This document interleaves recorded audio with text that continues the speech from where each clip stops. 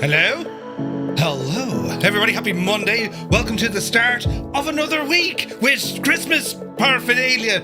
It's that time of the year, you see. And, well, I hope you're all keeping very well. I had a weekend, yes. But you look terrible, Murph, right? Yeah, thanks. Jesus, I got a bad old knockout, is right. I'm going to get another absolute knockout because I went into the kitchens like, you couldn't mind terribly keeping it down a bit. And the look I got now, you know, there'll be repercussions. But you're all very welcome in for tonight's flight. Welcome to France as we continue on with our 10-part journey that follows the rise and fall of Napoleon. The story shifts as we leave the beautiful island of Corsica. We now arrive to the cold stone corridors of France. Now, I love France, and I've changed the weather to make it look all snowy and stuff, but it's cold, but it's really, really nice. Now, last week, we were introduced to the boy shaped by the mountains, revolts, and the family turmoil. Tonight, we meet the boy the French called the Little Foreigner. This episode, well, it's all about upheaval, transformation, and the exile within exile. We follow a young Napoleon. As he leaves his island behind, he steps in to a language he can barely speak and enters a world of strict discipline. Rigid routines, English, Murph, right? Aristocratic classmates, we'll get there, who see him as an outsider from the very moment he arrives.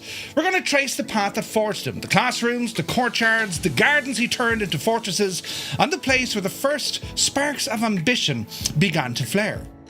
Tonight we fly across the landscapes that witnessed his earliest struggles and also his first victories, but not on the battlefields. In the schoolrooms, libraries, and a snow-covered yard where a boy learned to command. This is where the soldier begins. This is where the outsider becomes dangerous. And this is part 2, Brienne, the outsider, as we shall ramble into our beloved aircraft tonight. We're taking on that of the Carenado, the Cessna CT-210N, as they call it, the Centurion. As we fly across here, we're going to be leaving Autun as we head up to Brienne, and then it's over to Paris, landing at Orly Airport. So flight time similar to what we did last week, right? And I'm looking forward to it. Haven't flown this machine in a while. We were to fly it some weeks ago, and then I changed my mind and we flew a Bonanza, you know. So yeah, looking forward to this one. And do you know what's fascinating about this now, right? The whole thing, the school, the routines, the schedule. Up at silly o'clock, prayer and work and dodgy food and schoolyards. It hasn't really changed over the years, and well, we're going to learn a little bit more about it, and also what it would have been like for this young Italian fella, you know, Napoleon, rambling over here to see what things were all about. So yeah, looking forward to this one. Do you like my t-shirt? It's lovely, isn't it? Gibbo, I'm wearing the t-shirt. Christmas stock. Right? It snows in the inside as well. Dead handy, you know. These should be marketed at those who suffer, you know, dandruff or something. You know, where the flaky skin. Oh, it's the t-shirt. It's the pattern on the shirt. Pattern. Right. I'm just saying. It'd be brilliant. But yes, it's all new gear on the way from flightsimtees.com. Do be sure to check it out. The perfect Christmas gift. Yes. Sometimes this is all I wear. Get a good hard mental image of that now, lads. Right, as we knuckle down into a night of history and learning and dodgy imagery. Yes. But anyway, you're looking well. Did I mention? That's the sound of a beautiful airport ramp. And a like homing engine. Slightly under pressure. A bit like myself. Where was I? Oh yeah, I was here. So Friday night, right? This is brilliant. I left you in good form, you know. Now, it took a lot out of me. I'll have to mute from now and again. I'm still coughing. But, you know, I was relatively okay during the stream. Now, I started, you know, we kind of went over at around 11 o'clock. Well, anyway, whatever move I made that night, oh, Jesus, then, the shivers, the fever, it hit. I could not get warm, could not get the heat into me whatsoever. I put on the socks, extra jocks, trousers, t-shirts, hoodies, the whole shebang, lads. Put the hoodie up over myself, and I was still shaking like a mad Egypt. The missus was going to, well, I reckon she did kill me several times. I was in a hoop, right? Got up on Saturday, didn't know who I was or how I got here. Scuttled around for a bit. I've black ink on me finger, but it's on me middle finger, so I can't show you it without being rude. Right? I'll show you, look. There! Do you see it? That's a big 10-4, good buddy. That's what I'm up against. But I did that today. But on Saturday, I was kind of just like, I felt, you know, your man, God rest him, Ozzy. Right. And then yesterday, it kind of broke a little bit, Saturday night into Sunday. Rough night, but I slept head to toe. Grease me up, woman, covered in Vicks. Brilliant. And the secret is, you put Vicks on your balls of your feet. Your feet now. The balls of you put Vicks on the balls of your feet, and then you put your socks back on. Sleep like, you know, something sleeping. And I had a lovely old sleep, so I did. And then, what else did I do? Oh, that was it. Yeah. Watched, like, extended, with a full friggin' run of Star Trek over the weekend. You know, The Next Generation. For it is the most superior Star Trek. And then, oh, jeez, that was it. Last night, watched a bit of Star Trek, and do you know what I did yesterday, and I shouldn't have? I was trying to move everything from the VPS onto a local machine here. Shagged everything. If you noticed that all the bots stopped working yesterday, guilty. Jesus. That's what I did, right? That's what I did. And I had to unfix it. No, wait, I had to fix it. And then I watched Star Trek First Contact. Then I went to bed, and I got a lovely night's sleep, got up this morning, showered, Turn the temperature down low. It is the only thing to do. Cold shower in the morning, lads. You'd hear the strange voice from within. You know, when the water first hits you with a cold shower. Ooh, right, wakes you up. And then I've been kind of messing around here for today. Getting back into the swing of things. So yes, that was my weekend. The man flu is retreating. We have him on the run now. It's brilliant. And well, we're back into the swing of things. So you're all very welcome in. Hope you had a far nicer weekend. The weather currently, just thought to give you an update. It's 4 degrees outside Murph Manor. 4 degrees. And there's rain and everything on the way. So it's it's a week to stay indoors if you can, or for as long as possible, and just go flight simming. And of course today, yes, we're seeing all the previews coming out of PMDG's updated 2024 version of their 737-800. Some mixed reviews, some mixed kind of, they're charging for, right? So don't know. We'll see when it releases. I am looking forward to it. I do miss the old 737s, you know.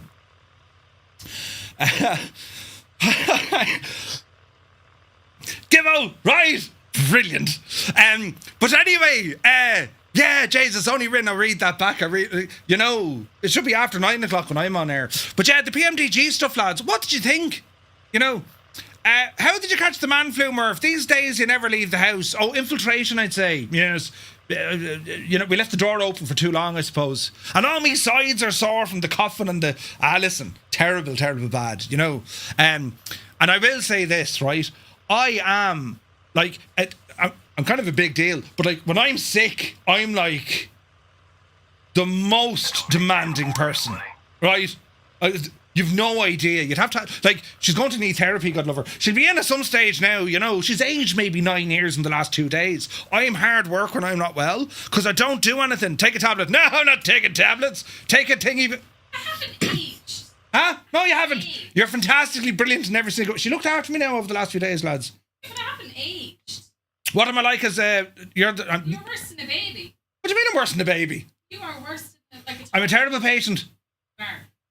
I am a terrible patient. Terrible patient. You're a great nurse, though, you know. Hello, nurse. Do you come here often? Oh, wait, you live here. And then you laugh and you have... And then you laugh and then you cough again. It's brilliant, you know. Right, anyway, where was... I was over here, look. But it's great to be back. I didn't miss anything. Well, I was going to stream yesterday, but, like, you know, I'd be like... Well, I couldn't talk. You know, well, I could, but, like... I sounded even worse than I do now. Huh? Oh, Jesus. Worser is a word. I've just invented it now. It's in the dictionary. Worser. And come here, when you're lying at night time and you're breathing, there's this kind of weird hazy thing coming out of my chest, you know. It's like a scene out of Aliens or something. And it's me making those noises. Like, jeez, the cat is looking at me going, yeah. Any minute now, I'm taking all your stuff. Right. But anyway, we'll jump into it, lads. Be grand. Don't get sick. And if you do, don't be like me. Be the other guy. You know, be nice to your surroundings and do what you're told. But yeah, ladder than Vicks, get a good hair. And it shines too, and it makes your eyes water and everything. Terribly sexy stuff. But anyway, moving on. Who's here? Look, Cracker, happy Monday. Airlock Doc is in the house. He says, I know I speak for everyone when I say that we felt really bad when Murph was sick the weekend. Yes, we felt bad because it meant that Mrs. Two-Tone had to put up with him. I'm sure she could have used some cheese with his wine. Oh, very good. Now, Gibbo made me nearly, like, cough up a lung the other day. How sick are you, Murph? And I know the punchline, and it's hilarious. David Bay, good evening. Vacuum is here. Eamon, 1973, you're very welcome aboard. CP65, good day to you all. Viper Strike is here. Did a bush trip over the Rocky Mountain. Ooh, nice. Super Tie is mostly lurking. Good evening. Fryer10, welcome aboard. Wicked Lumberjacks is here. Happy Monday. Commander Balash, tier 1 for 12 months. It's a whole year, man. Thank you very much indeed. Cheers. Vacuum 7. Wait, who? Fierce Wolf is looking fierce and wolfy. You're very welcome aboard. Up to down person, Mrs. TPHI has rambled in. Good to see you, Mrs. Creo, a very good evening to you and all in County Mayo. Let me see. Apache is here for 35 streams in a row. That's commitment. Yes. Good to see you, buddy. Retriever Neil is in the house. Welcome in. Old Veteran 965. Scott, happy Monday, y'all. How's all in Texas, Scott? Balut, hello, hello. Crafty Tigers is here. Ryan, good to see you, buddy. 26 months. Thank you very, very much indeed. Happy weekend. Is it your weekend now, Ryan? Jesus. Where's this now? I just saw a t-shirt. That'd be great for you. Wait, what? Tima, good evening. Mech Manser is here. Guard Gaming, hello to everyone in County Galway. You're very welcome aboard. Stick Figure, happy December indeed. Good to see you, buddy. Spitfire RF 100 is here in the chat. Good to see you, man. Grimmy McGinn, good to see you. Grimmy, how's she cutting, man? APU Inspector is here for 85 streams in a row. Happy Monday, Murph and chat. The weekend, well, it's coming back. Yes, it is. It's good to see you. Let me see. Toto 2495. Cranking up the Toto. Hello to you and the missus. Hope you're well. Krabby1, well, hello. Gunho Guy is here, top of the morning. Robert J56, happy Monday to you. Cy120 rambles in. Daddy Plump, good evening. Hope you're well. Tarnish Mossman from Liverpool, you're very welcome in. Weebles, good to see you. Kozaki Flyer, welcome aboard, man. Hope you're keeping very well. Shuffle Shoes, shuffles in. AJH John, happy Monday. Idle Cutoff, calling from the Cam. Dreamy, sleepy, nighty, snoozy, snooze. Calling from the bridge of Cam. You can't say the bridge of Cambridge calling. Hello from Tipperary. Good to see you. Filthy, thank you very much indeed. A tier 1 for 44 months. You're very, very much indeed, buddy. Two Dogs, greetings from Wisconsin. Hello from Tipperary. You're looking well. Piper's in the house. Soaring AJ. AJH, man. Muse fan bursts in the door with a farm. He says, how he is. His mad jokes is. Happy Monday. Good to see you, Muse. Hope you're well. Wicked Lumberjacks. Anyone know what the cruising speed for Murph's chosen chariot is for today? 150-ish. Give or take.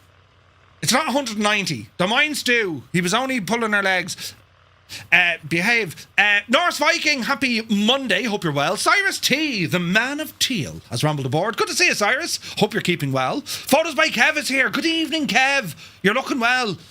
Muse fan says, Jesus, he has a Christmas t-shirt on one day into December. Unsubscribe. Now listen, wait now. That still works, look. I'm terribly pale looking. Oh, Jesus, what? I forgot I had that button. I was looking for stuff over here. I didn't put them in. Oh, behave. Will you remind me I need to do something to the gadget in a while? Just say, Murph, gadget in a while. Later on, you know. But yes, Jesus. Discord Pets channel. I saw the dog, Anna. Brilliant. Let me see. Backlight is here. Good to see you. Voicey, welcome aboard. Chris Van Halen is here. Welcome in. To keep it, Tom, 37 months. Thank you very, very much indeed, Tom. Good to see you, buddy.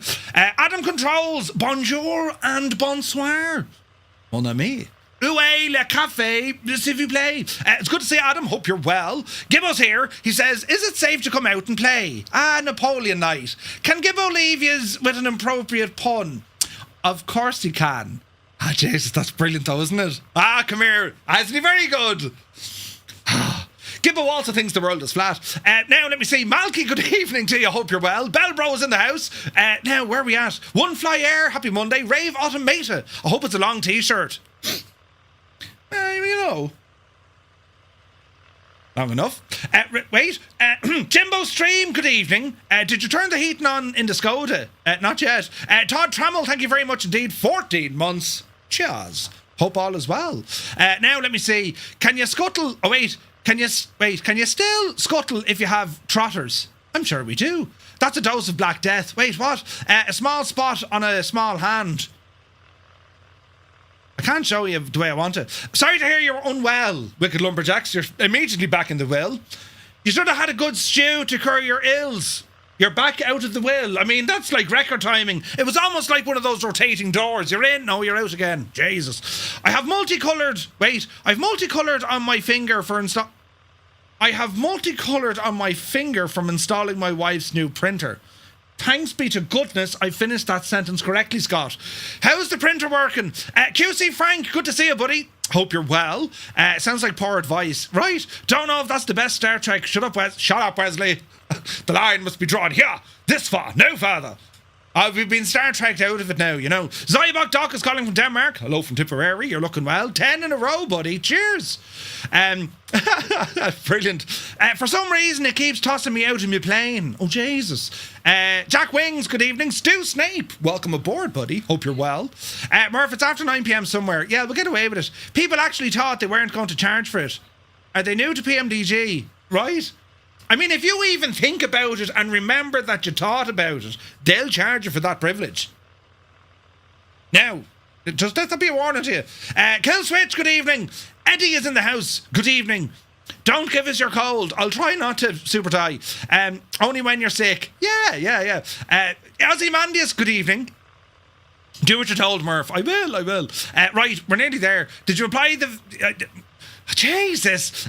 David, good to see you. Velo is in the house. Flying Tritz is here. Muttley, thank you very much indeed for 30 months. Cheers, man. I appreciate all the support, my guy. Rico Flight is here. Good to see you, my dude. Hope all is well. Happy Monday. That's what the Carenado website said, right? Mrs. Toto is here. She says, good evening, Murph, and a big hello to all the lovely... Oh, no, to the lovely Mrs. Two-Tone. Mrs. Two-Tone. Mrs. Toto says hello. Oh, hi! I don't even get it. Oh, hi!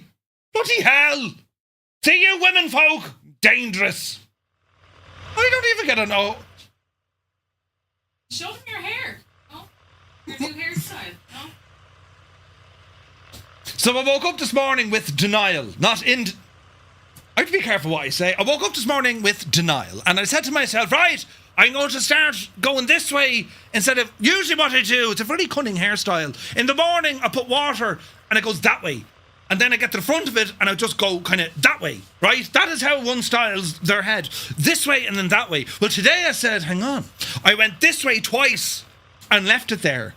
Now, I looked like, not unlike... Leonardo DiCaprio in the movie Titanic before he froze. You know, the hair all... But good looking, you know. And I said nothing, right? My dad was in here. He's like, your hair's looking good, fella. I said, yes, good looking guys. And then the missus saw it. What'd you do to your hair? Yeah, but like, hold on. He's in denial as well because he has... Well, it's in the friggin' jeans, isn't it? Almost like a flat hair. I've lovely hair. You're really in denial. Oh, baby. Like, if I shave my head, I will look like Paddy out of Emmerdale. Imagine being... What's his name in Greece? Danny Zuko? No, the other guy. Why is it always like that? You know the guy in Greece? Danny? No, the other guy. The other guy was a big, huge star as well. What was his name? Is it... Balls! What was his name? Someone, quick. Look more like Leonardo the Turtle. Shag off, Adam. Right, moving on. Wills, thank you very much indeed for subscribing for 9 months. Cheers, buddy. And Jesus, JG Mathis. JG Mathis with 1,000 bits. Thank you very, very much indeed for your generosity, kind sir. Very kind, throwing his bits around. Paddy No, it's not. What's your man's name? Out of Greece. Not Danny, the other guy. You know, it comes up in the credits. The other guy. Someone surely knows it. Anyway, moving on. DeWolf is here. Good to see you. Got my free Flight Sim teas today. Ooh, nice. Got your 6-pack. Excellent. Murph, Gadget, it'll be 20 minutes into the intro before he sees this. Oh, good man. Come on, Adam. Brilliant. Right, we're catching up here now, lads. Sun Jammer's here. Welcome in. Printer is working amazing. Surprise me. Something computer working that I installed. Oh, Jesus. The start of a comb over. Wait, what? Where is Wesley? Inspecting the photon torpedo tubes from the inside. Why bother with the head? Wait, what? Look out for the frying pan. The Bobby Charlton look. Is it? Pyrotech, good to see you. I feel bad for Two-Tone Jr. Who asked you? Murph got a transplant from his leg to his head. Jesus. Larry's here, good to see you. Good man, Larry. Sorting it all out. What did Larry do? Jesus. Why is Murphy raging already? It's only 8:30.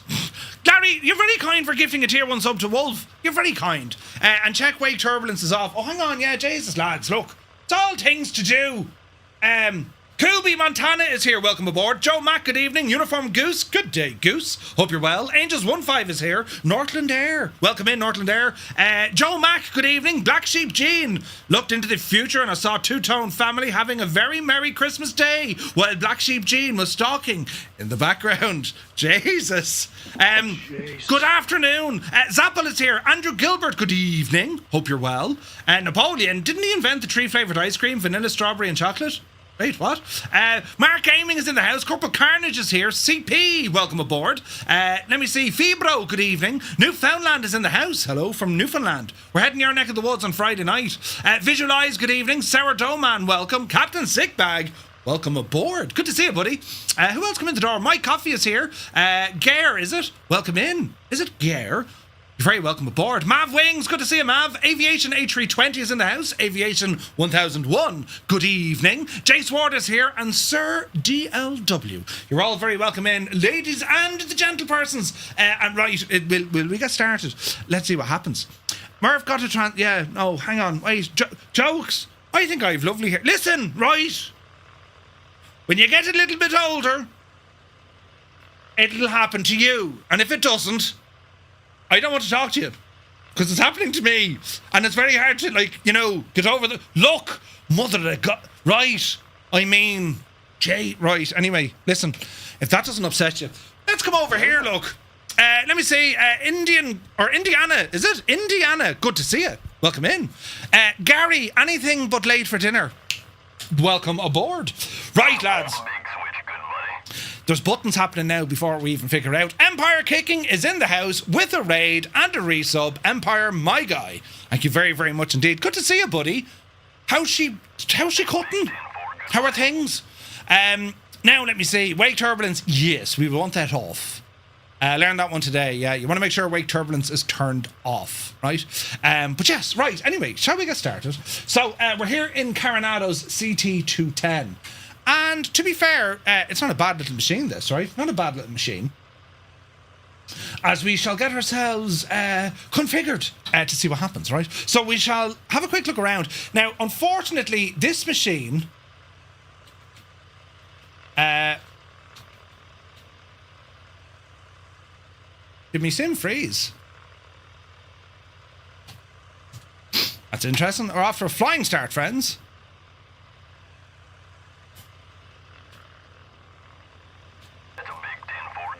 We are off to a flying start. The sim has completely frozen. When was the last time we did that? Is this right? I mean, it was grand. And now it's like, we're not playing anymore. Oh yeah, she's proper shagged. And yet we have sounds. Most unusual. Jesus. Right, we'll do it the old-fashioned way. We'll introduce it to, you know, nuclear energy and kill it. Very strange, isn't it? Can I get a refund? Actually, now while I'm here, this could be... How do we do this now? Because if that is... Let me think, lads. If that's one of these streamed aircraft, the old Carenado, right? Is there a way we can fix the crappy sounds? Let's see if we can do some science while all my buttons are going absolutely bananas. Hang on a second. Look, what's going on here? Mine did that the other night while sitting on the ground for a while. Very strange. Weebles, thank you very much indeed. Cheers, buddy. Right, packages, stream packages. So we're going to come down here and look for Carenado, right? FS24. 60% aircraft. It works every time. Now, we're looking for CT210. I don't see it there, do you? Right, community. No. Official. One store, Carenado Bar. No, Jays, I don't have it. So this is all streamed, right? So what I'm looking for is the CT210. Let's see if we can find it. We found it. Right, get into that folder. Content, sim objects, airplanes, Carenado, common, sound AI. See this? Good luck to you. If I just call this something else, right? Now let's see what happens, because that should, in effect, kill its sounds. Or we get a sim crash, one or the other. But yeah, it's Carenado. There's no telling if the engine sound is your aircraft or someone else's. Correct? Yeah, correct. Some update 4 must be around the corner. I do believe so. To be fair, we don't get many freezes, so yeah. How can we be off flying start and you're still on the ground? Listen, It'll be grand. Before you know it, we're going to be airborne now. And it won't take much, but I do need to reset all my weather again. Bother. But anyway, I'll show you where we're going while this is loading. So, we are starting off down here at Autun Airfield, Lima Foxtrot, Quebec Foxtrot. And we're going to be heading up to the north east, up to Brienne. And to cover the story here, and we'll go into detail from Napoleon. Himself and his brother Joseph, they were sent first to Autun, to that school, to learn how to speak French. They had Italian dialect. They didn't have much French at all. So they learned how to speak correctly in Autun. So it was like a boarding school. And then after that, they rambled up then to Brienne, right? Or maybe only one of them did. We'll learn about this in the story. And Brienne was more like your, school. They teach you all sorts of stuff and the subjects. I'm going to learn about the subjects that he had to learn and study, right? And then a little bit later on in life, still quite young, he ended up over in Paris at the École Militaire, or, École Militaire, which is effectively military school. And Paris Orly is, funny enough, the closest airport to it, right? So we'll be doing all of that in our flight tonight, and we're covering that story as we fly. But the reason why we want to go for kind of snow on the ground, well, there's a good reason for that, because one particular year during his studies, it was extremely cold, loads of sun, and was something, or loads of snow, and something interesting happened that would very much kind of impressed those around him. And kind of led to his later greatness, you see. 98 Vulcan, thank you very much indeed for 20 months. Cheers, buddy. What a ledge. Good morning. Did you make it home okay? You did. So, right, we just need to allow this thing to load back up and then we'll get going. Flight time today, we'll probably do it in an hour 40. It's not particularly long. But yeah, between the 2 second delay I had starting the stream and the 3 and 2/4 minutes, 2.5 minute intro, and then of course the CTD. We're running behind schedule by about 11 seconds, which isn't bad, about 11 seconds. So we'll get it all up and running here now as well. By the way, do you know when you start the sim at the moment and then you get this freeze for about, does anyone else get that? Or is that just me? Because I know it's not happening with Sim Update 4 now. Whatever the devil it is, we don't know, whatever it is. So let me see, LFQF, go, in you go, you big Jesse.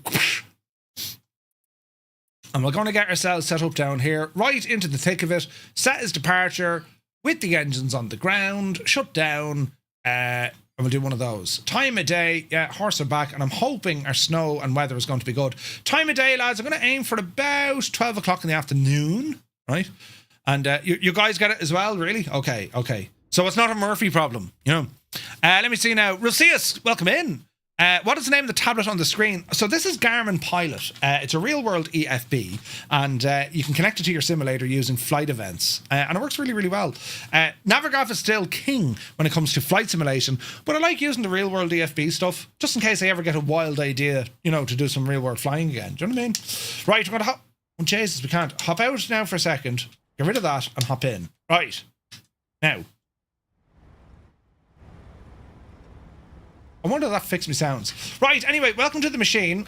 Before we go, settings. 2 of them. And let's get into it. Alright, so we're going to start off at the beginning. Mixture rich. Prop goes full. Remove this guy. Parking brake is set. Fuel tanks are set both to on.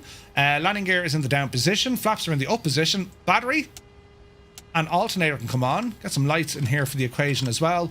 Nav, beacon light, auxiliary booster pump. Looking for fuel flow. The needle barely moves, but it moves. 1, 2, 3. We shall say clear prop and go for a start. Oh yeah. Oh heck yeah. Alright, we got a good start in the engine. Avionics master switch located down here left hand side. Go ahead and turn this guy on.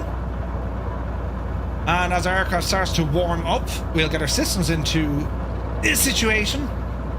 And we're going to start getting out of here real soon now. Alright, you made it home. Nice little 1900 kilometer drive. Dude, that's amazing. And also best regards to Mrs. Vulcan. And do please give her our best. It's just you, Murphy. The sim works perfectly for the rest of us. Thank you, Visualize. Right, reset your barrow, reset your directional indicator. We'll turn on N1.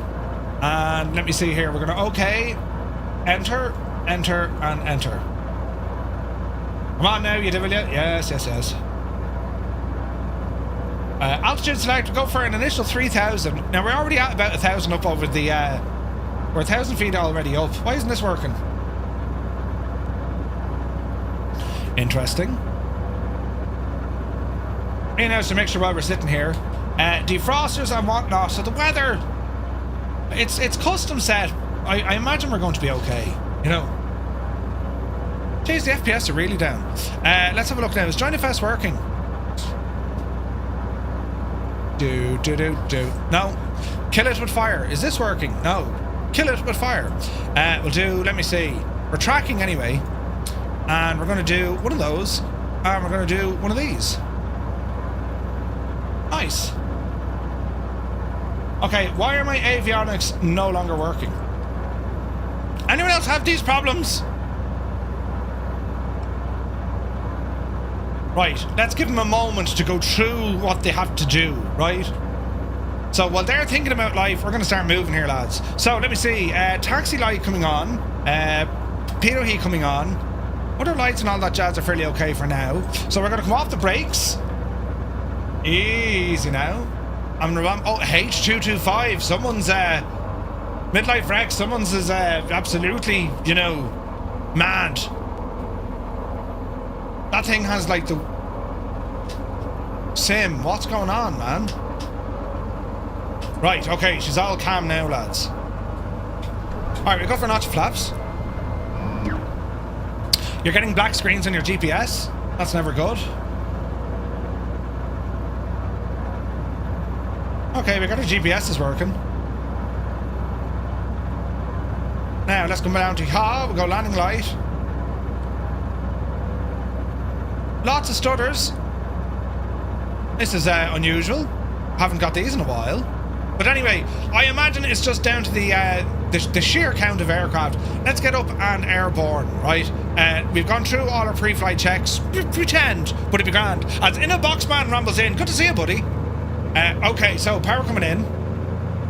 Mixture full.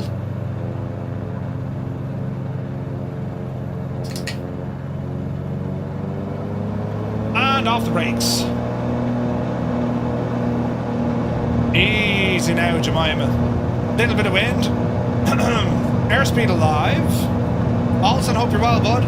There's 60 knots. We're going to be looking for around 85 of this. The Centurion is a lot heavier than your standard kind of Cessna. Yupsie daisy. Alrighty, we got a positive rate of climb. We're indicating. Gear coming up. Do you ever see the gear retracting this thing? Absolutely mad, isn't it? But very pretty. Very, very pretty. Okay, nice climb. Coming up on around 300 feet. Go ahead and bring those flaps in. And we'll adjust our power here now in a moment. But this is purely just getting ourselves up and at them as we kind of move around. Now, we are completely heading the wrong way, but that's quite okay. We'll fix all that in a moment. So let's have a look here now. Easy. Okay, things should be starting to calm down a little bit. We're going to come over here. We're going to go, as we call, direct. And it's going to LFFN. LFFN. Go ahead and enter. Thank you. And CDI is already on. We're going to come to our autopilot. Flight director coming on. Autopilot. Let's go to nav mode. And the aircraft will actually engage it. Super. Okay, altitude, we were saying 3,000. We're just coming up onto 3,000 now. Let me see if we V-speed this, 1,500 feet a minute. Let's bring that back to about 1,000. We have plenty of power in this aircraft. As you can see, with the speed starting to climb now. But at this stage, I just want to calm it all back. So we're going to drop manifold pressure to about 30. And drop our RPM to about 24. Calm it all down. We're about to level off at 3,000 feet. And the aircraft is arcing now to go direct to our first destination. Temperatures and pressures all within normal limits, except for RPM, a little bit high. There we go. Not too worried about the mixture just yet. At 3,000 feet, we can't do much. We will turn on our weather radar. We are getting all sorts of stuff. And that's with the snow on the ground, right? Srap, good to see you, buddy. And thank you very much for your 28 months, man. Jesus. Flinicky, good to see you. Okay, so there are snow showers and that in the way, but we're just kind of... That's a nice looking sight now. We're just going to cruise here for the moment and figure everything out as the aircraft settles down. Now, see that speed creeping up? We're going to aim for about 150 on this one, lads. 3,000, we might have to go a little bit higher, so let's come back down to our altitude, and let's put in...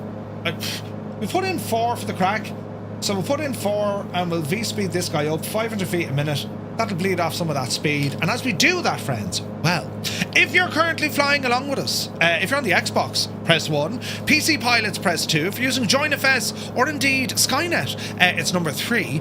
And if you think me Christmas lights are only deadly, you press number 4, and we shall start off tonight's festivities with some tunage. It didn't work. I have to do this one first. That's better. Hello, Fireflies.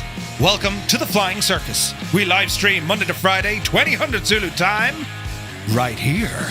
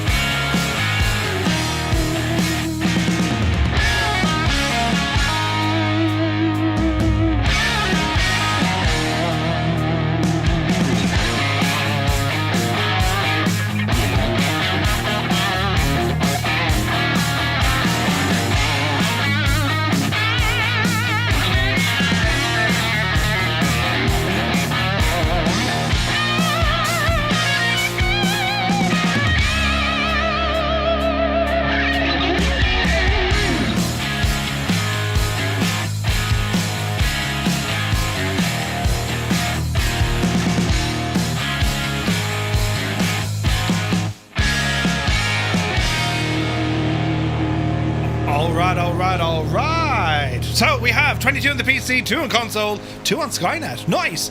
Linny Bobbins, thank you very much indeed for 10 months. 'Tis yourselves. Good to see you, missus. Hope you're well. Right, our cowl flaps are open. We can do with closing those. Yup, you divot it. Or down, you divot it. There we go. Cowls are closed. Speed 150. Let's ease off that manifold pressure. Let me see here now. Let's go 24 and 24. And we're cruising here quite nicely, right? Let's see now. Beautiful French countryside. Bit of cloud here, but it is very, very nice indeed. So, there's more things happening. Strap, thank you very much indeed, Strap. Cheers, buddy. Was there a delay on that gadget coming through? Thank you very, very much indeed. Hope you're well. Hope you're well. Right, lads, so we've informatione where we start from. So, the boys leave the island.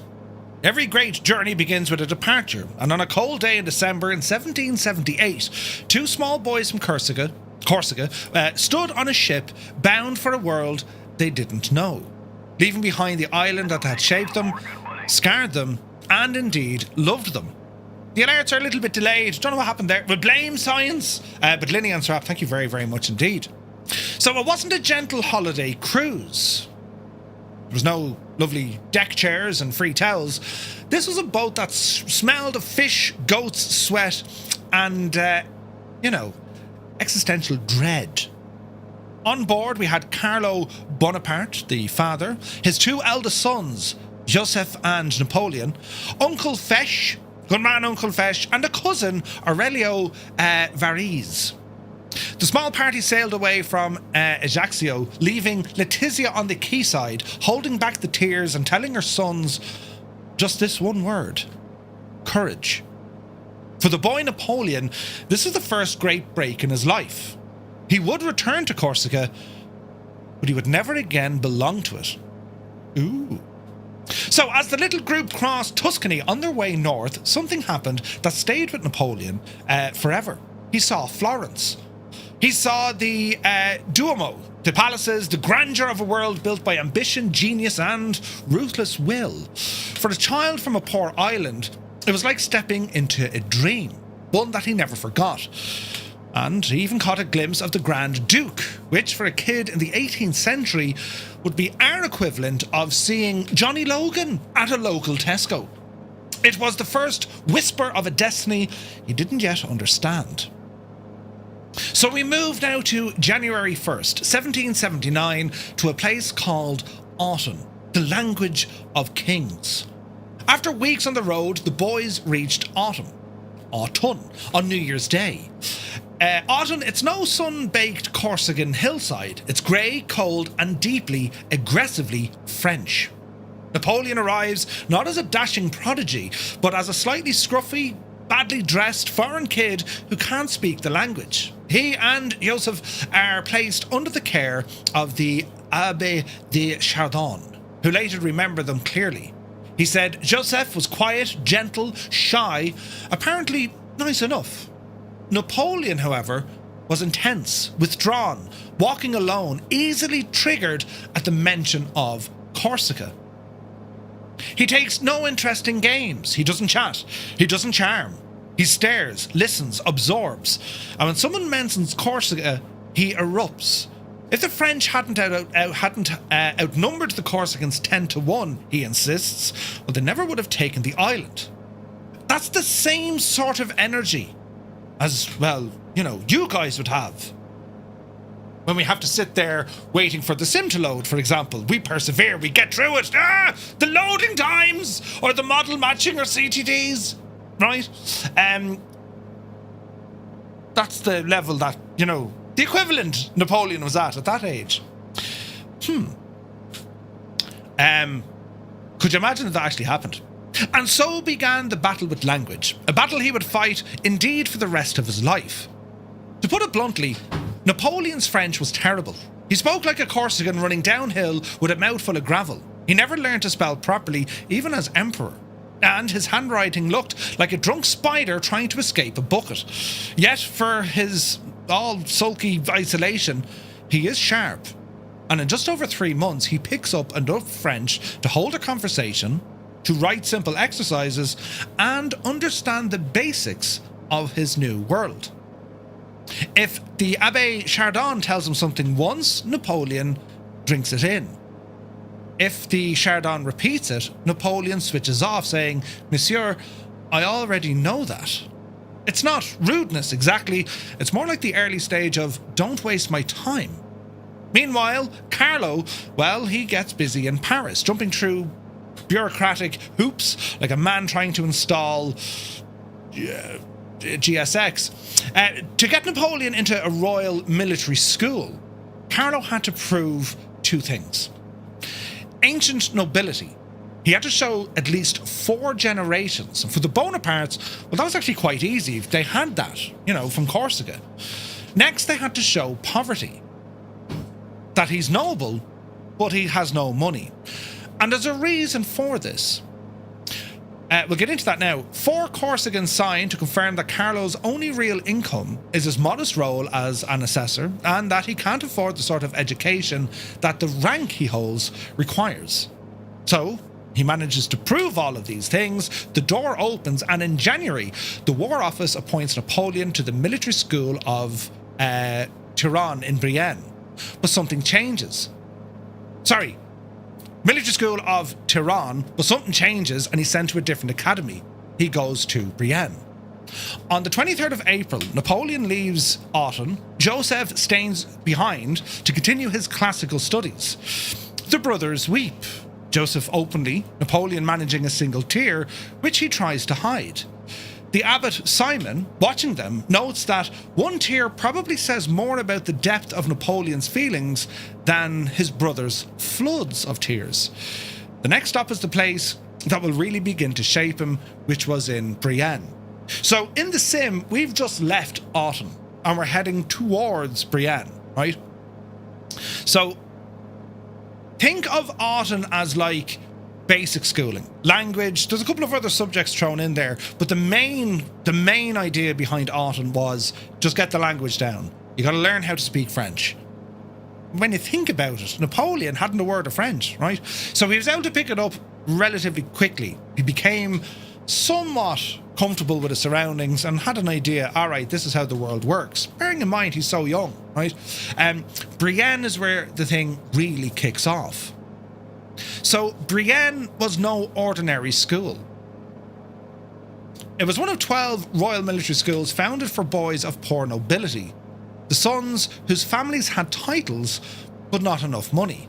So we knew the crack. Carlo had to get Napoleon in. He had to prove 4 generations of noble lineage, and practically they had no money. Imagine applying for a boarding school but the paperwork says, yes, we're noble, but no, we can't afford the socks. But it worked. Napoleon entered Brienne, and you have to excuse me French, at an élevé pensionnaire du roi, or du roux, effectively a king's scholar. A king's scholar, I don't know what the modern word would be, but a king's scholar, it's like a sponsored role that the state has fully funded. Right? It's like Erasmus year or something. Don't they do that? You can travel with Erasmus. Anyway, he was known as a king's scholar, meaning the king was paying for his education. Now, that can do one of two things. It could put a chip on your shoulder, or it could put a target on your back. Brienne was run by the... pronounce this one now. I think it's Minimes. They were a very strict religious order. Each boy got a 6-foot square cell, a straw bed, a jug, and a basin. The cells are only for sleeping in. They're locked at night time, they eat together, they dress alike, and they attend mass morning and evening. Holidays do exist, but only in theory, as there's always another lesson somewhere. The boys lived almost like young monks, inside the walls, under rules, under discipline, and their world bounded by stone and scripture. I'm getting a warning on my Microsoft Flight Simulator. Why is that happening? See that? This sim doesn't like us, lads. It's out to get us, so it is. Anyway, it was basically a bit like Hogwarts, I suppose, you know, but with fewer wizards and a lot more Latin homework. The students lived on campus. They weren't allowed to leave the grounds at all. They studied even during their holidays or vacation. They slept in regimented dormitories. They woke to bells, prayers, drills, and strict routines. Despite the discipline, many rules were politely forgotten, especially when boys were involved in activities resembling minor warfare. Now you learn about what they do on a day-to-day, right? The curriculum included history, geography, mathematics, Latin, which Napoleon hated, French poetry, German, Napoleon didn't have much time for that either, drawing, music, which I think kind of finished off at some stage, and then eventually English. That was the syllabus.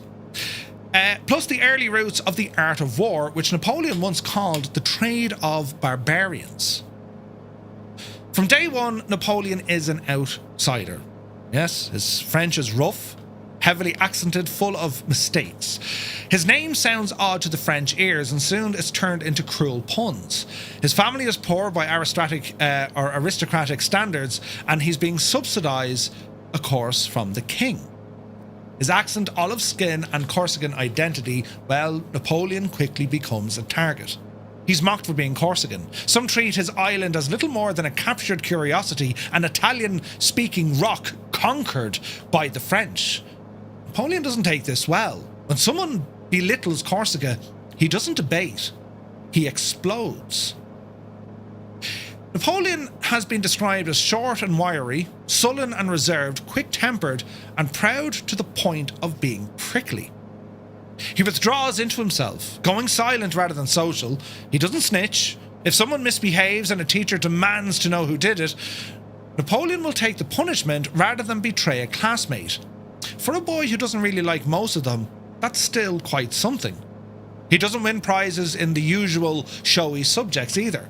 Latin bores him. He sees no point in writing in a dead language. Him and Gibbo would get on like a house on fire with the... You're right. What does matter to me what does it matter to me if a mare is first or second conjugation?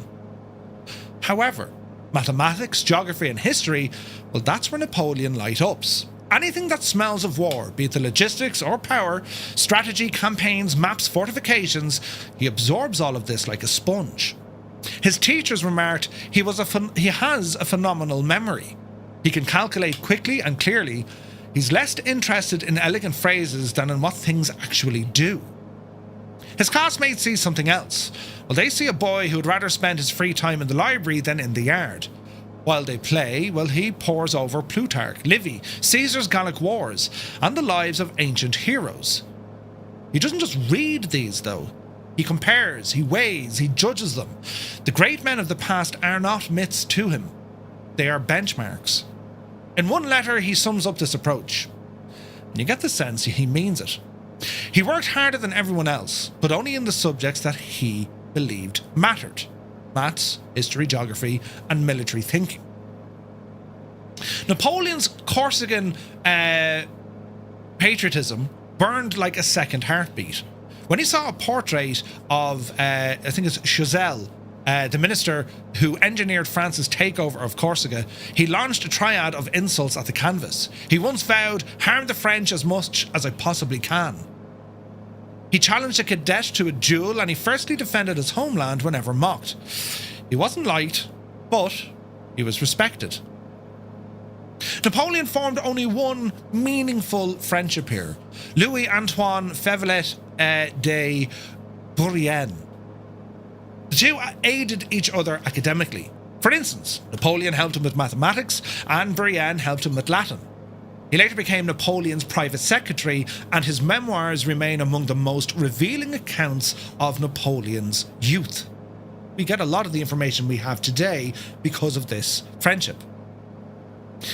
While others played games, well, Napoleon sat alone in the library. As we mentioned, Plutarch or Livy, Homer, the Gallic Wars. He once wrote to his mother, "With my sword by my side and Homer in my pocket, I hope to carve my way through the world." This is like from a kid, right? Now, we move on to what's called the garden. This is just one of these things, if we look back in his life from such an early age. Each boy at Brienne get a small plot of land. So they get their 6x6 cell with their, straw bed and a cup and a basin, right? But they also get a small bit of land, a small little plot, a little garden. And most plant kind of, vegetables or flowers, and then they kick a ball around or, act the maggot. Well, Napoleon did something a little bit different. He built walls around his, planted trees and shrubs, created a defensible oasis, and he used it as a private retreat to read military history. When I say he built a wall, these were palisade fencing he built around the thing. It was the child's first attempt at building a fort, a preview of the strengths and strategies that would one day command armies. He did that as a child, right? Nuts. So why are we here at winter? Then comes the winter of 1783 and 1784. Muse fan remembers it well. It was unusually harsh. Snowy piles deep around Brienne, where most would see this as miserable. Well, Napoleon sees an opportunity. He got them to build a snow fortress, complete with ramparts and 4 bastions, and divided into 2 armies. Day after day, they would either attack, defend, regroup, and then attack again. Napoleon usually in command, sometimes leading the assault, sometimes orchestrating the defence. He invents new manoeuvres, new formations. It's all snow and laughter on the surface. But beneath is something way more serious. He is practicing command. He's applying geometry to real space. He's learning how people behave under fire, even if the ammo is indeed frozen water. The snow fort becomes famous in town. People come from Brienne to see it. And in the midst of the childish war game, you can just about see the outline of the Austerlitz or Wagram forming. Now, a little bit later on, they had to kind of stop the game because, well, they started putting rocks in the snowballs, people were getting injured and all the sort of jazz. But the importance of that, the significance of that, whereby it's not just, let's go out and play in the snow, or, there's so much snow, we can't do anything, lads. It's like, batten up the latches, stay inside, we can't go out. Napoleon, absolutely not, saw opportunity here.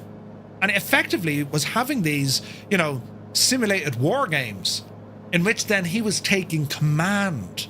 Attack, defense, reorg, and another assault at such a young age.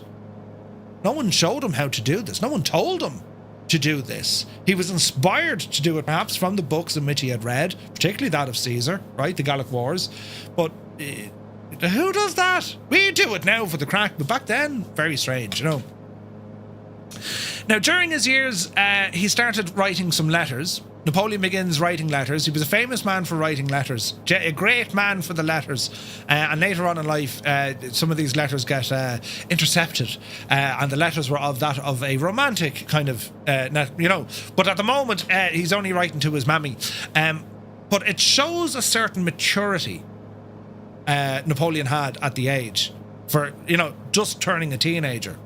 In his letters, especially to his uncle, but he talks about the direction his older brother Joseph is taking, the honour and future of the family, and also the practicalities of career, the church versus the army versus, law. In one letter to an uncle, he dissects Joseph's plan to leave the priesthood and become an officer. Napoleon weighs the pros and cons like a seasoned family advisor, stressing that Joseph is not suited to the dangers and hardships of war, and that a church career could bring influence and income to the Bonapartes. He writes with clarity, urgency, and yes, a bit of flair. This is a teenager already trying to manage the careers of his siblings from a school dormitory.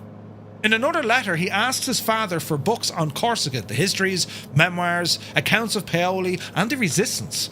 He promises to look after them carefully, even if he doesn't return to the island for another 6 years. He is physically in Campania, but mentally, he's still on the Corsican hills. We'll pause there because we've more to go through, right? But I suppose at this age, right, at 13, maybe 14, think about what had happened in the last 3 years, 4 years. He steps foot on France.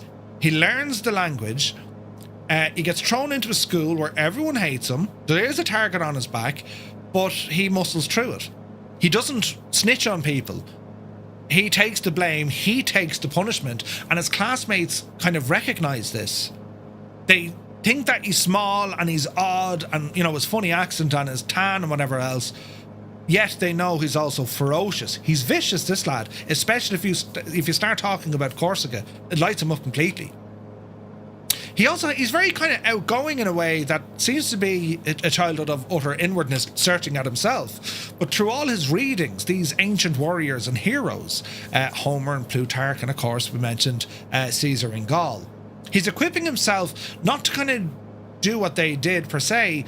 As I said, it setting a benchmark for him. Right, okay, this is the benchmark. This is the standard I must get to, and then we'll go over the far side.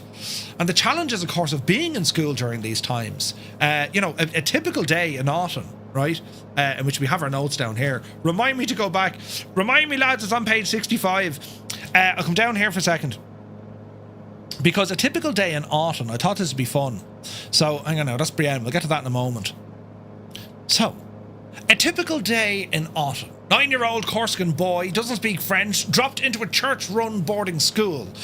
Think of Autun as the classical church college. Priests are in charge, Latin everywhere, strict, but not fully military. So between 5:30 and 6 a.m, wake up, cold stone and cold water. The doorbell rings before sunrise. All the lads have to get up. They wake in a communal room. They wash in cold water from jugs. They pull on coarse linen shirts and simple uniforms. No chatting.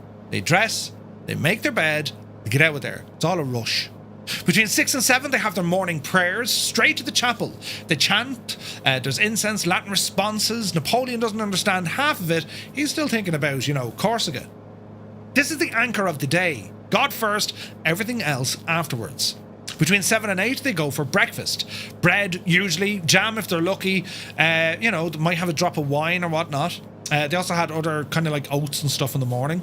The boys sit at long wooden tables. A priest walks between the rows, reading out notices, sometimes correcting behaviour from the day before, you know, on the back of the head. Don't do that again. Conversation is low, often in French. The young Corsican barely grasps that. Between 8 and 11, morning classes. Ah yes, Latin and basic French. Autun's job for Napoleon is simple, but to turn him into something who can function in French. So his morning is mostly Latin grammar, learning the roles, the conjugations, religious doctrine. Then he learns elementary French, reading aloud simple sentences, copying phrases from the blackboard, and so on. Between 11 and 12 is recreation, the first real breath of the day. The boys spill out into the courtyard, kick around a ball, chasing games, this sort of stuff. Some just walk around and have an old chat. Joseph blends in, but Napoleon mostly doesn't. He keeps himself. Between 12 and 1, midday meal, back to the refectory. Simple hot meal, maybe, you know, soup, vegetables, and if you're lucky, some bread. Readings from religious or moral texts while they eat to feed the soul, sort of thing. Between 1 and 3, then they have their afternoon classes, right? History, religious, writing and composition. Between 3 and 4, they have supervised study and supervised homework. They sit at long desks under supervision. They silently redo Latin and French exercises. For Napoleon, this is where the morning's chaos starts to turn into actual knowledge. There's patterns here, rules, structures. It's slowly but surely kind of bedding into him. Between 4 and 5, recreation, another short break outside. Between 5 and 7, evening study and reading. Between 7 and 8, they have some supper, night prayers, and then lights out. I mean, that was every day. Every day. When he gets to Brienne, it's very much the same. They get up a little bit earlier. They're usually up at like 5 or half 5, sunrise, before sunrise. Again, they have their morning prayer and breakfast and their study blocks. They didn't do continuous study throughout the day. They would do them in blocks, 2 to 3 hours, little break, right, get you back in, 2 to 3 hours. That's what they did. It's not so far off what kind of is done today. The main thing that changed when he got to Brienne was in the evening.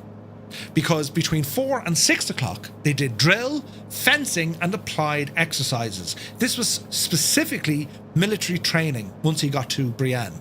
So Autun was all about learning, schooling, and all the other jazz. When he got to Brienne, when his place was secured there, well, the schooling part continues, but now you have a military, military doctrine thrown in on top of all of that. And that could be anything from, you know, marching, formation, basic handling of mock weapons, understanding roles and strategy, rank structure, chain of command, all of these things. And this is done every day, 2 hours a day, every day. Sometimes then they would actually get in to learn how to do early stages of combat. They would have started off with fencing, for example, and sometimes even dancing, right? Future generals needed to move properly at court. It was in their officer training. They had to know how to dance, an officer and a gentleman, and all this sort of stuff. Older boys might have extra maths or drawing instead, depending on what track that they were on. And Napoleon, well, he's getting shaped. During his time here, this is where it's kind of shaping him. He's quickly to turn around and say, do you mind this Latin or German? I'm here to figure out me maths. He loved mathematics, loved it. I'm here to learn about geography and history. And I like my military studies, thanks. That's where it is, right? Anyway, the day kind of ended then, roughly around 8:30, 9 o'clock. And then the next morning, they do it all over again. And that's the way it was for 5 years straight. 5 years straight, right? Now, what page did I say to go back? 67 or something, wasn't it? Ah, Jesus. It was. Was it? I have many pages. Right, here we are now. We'll get on to this now in a moment. You behave. Okay, there were the letters. There we go. Right, grand. Now, wait to hear this. The stuff in a box, man, is here. Good to see you. News fan, good morning yourself. Now, before we get into this, let me see. There was a couple of recommendations. Inspector Carenato's early reports and recommendations. This is important, from Brienne. The assessment of Napoleon was as follows. He's excellent in maths, good at history and geography, poor in Latin. He would make an excellent sailor, fit for advancement to Paris, submissive, honest, grateful. Not a bad kind of an assessment. A later assessment said all the same, but also masterful, impetuous, headstrong, recommended for the École Militaire in Paris. So one wanted him for the Navy, one wanted him for the Army. Very interesting. For a while, the plan encouraged by Carenado was to send Napoleon into the Navy. He was Corsican after all, he was down by the sea, the Mediterranean. But fate, as usual with Napoleon, does something more interesting. Napoleon's mother feared the sea. Fire and water together felt like tempting fate. Napoleon himself, well, he becomes captivated by artillery. Again, he was talking about mathematics, precision. So, in 1784, a new inspector, Renaud de Mont, visits Brienne, picks up a handful of promising students to move them over to the École Militaire in France, the top tier, one of 12 military colleges set up by Louis XV. Napoleon is among them. On October 30th, 1784, the small dark boy who built snow forts and read Plutarch in a fenced-off garden leaves for Paris. He's not a soldier, but he's no longer a Corsican exile. He's something in between, a weapon in the making, perhaps. So our next section is going to cover Paris, and we'll get down to that in a moment. But now, lads, we're about to do our first landing, and where we are about to land is in a place called Brienne. Right? You can almost picture it with the snow on the ground, cold, isolated. You know, you can't leave this place. You know, you go back, whatever it was, 200 and odd years, you know, and there be now Napoleon in the schoolyard after building a friggin' fortress, and he running around the place like, you know, Caesar, you're up there now, and bash him in the head, and, you know, that's what was going on in his childhood. And again, to kind of understand kind of, you know, the whole gravity here, the impact on this. Here is a man who literally came from nothing to being the most powerful man in the world at the time, like, had full control over Europe, unbelievably. And much of what Napoleon did in terms of laws and all this, civics and all this, liberté, fertility, all of it, it's still here with us today, and we know him by his first name. We know him on a first name basis. We don't know him as, you know, Emperor the 15th or, you know, Charles Fitzgerald, Louis Fitzgerald the 9th, right? We simply know him as Napoleon. It's mad, isn't it? It's mad. But anyway, local aviator, good to see you. So we're about to do a landing here. Lima Foxtrot, November. Just up the road here a little bit. We can see it there in the distance. And, well, I hope you're enjoying this. I'll be asking questions later on. Right? You better not make a mess of it now, lads. You know, I'm just saying. But let's do one of these with one of those. I didn't press the button. I'll try it again.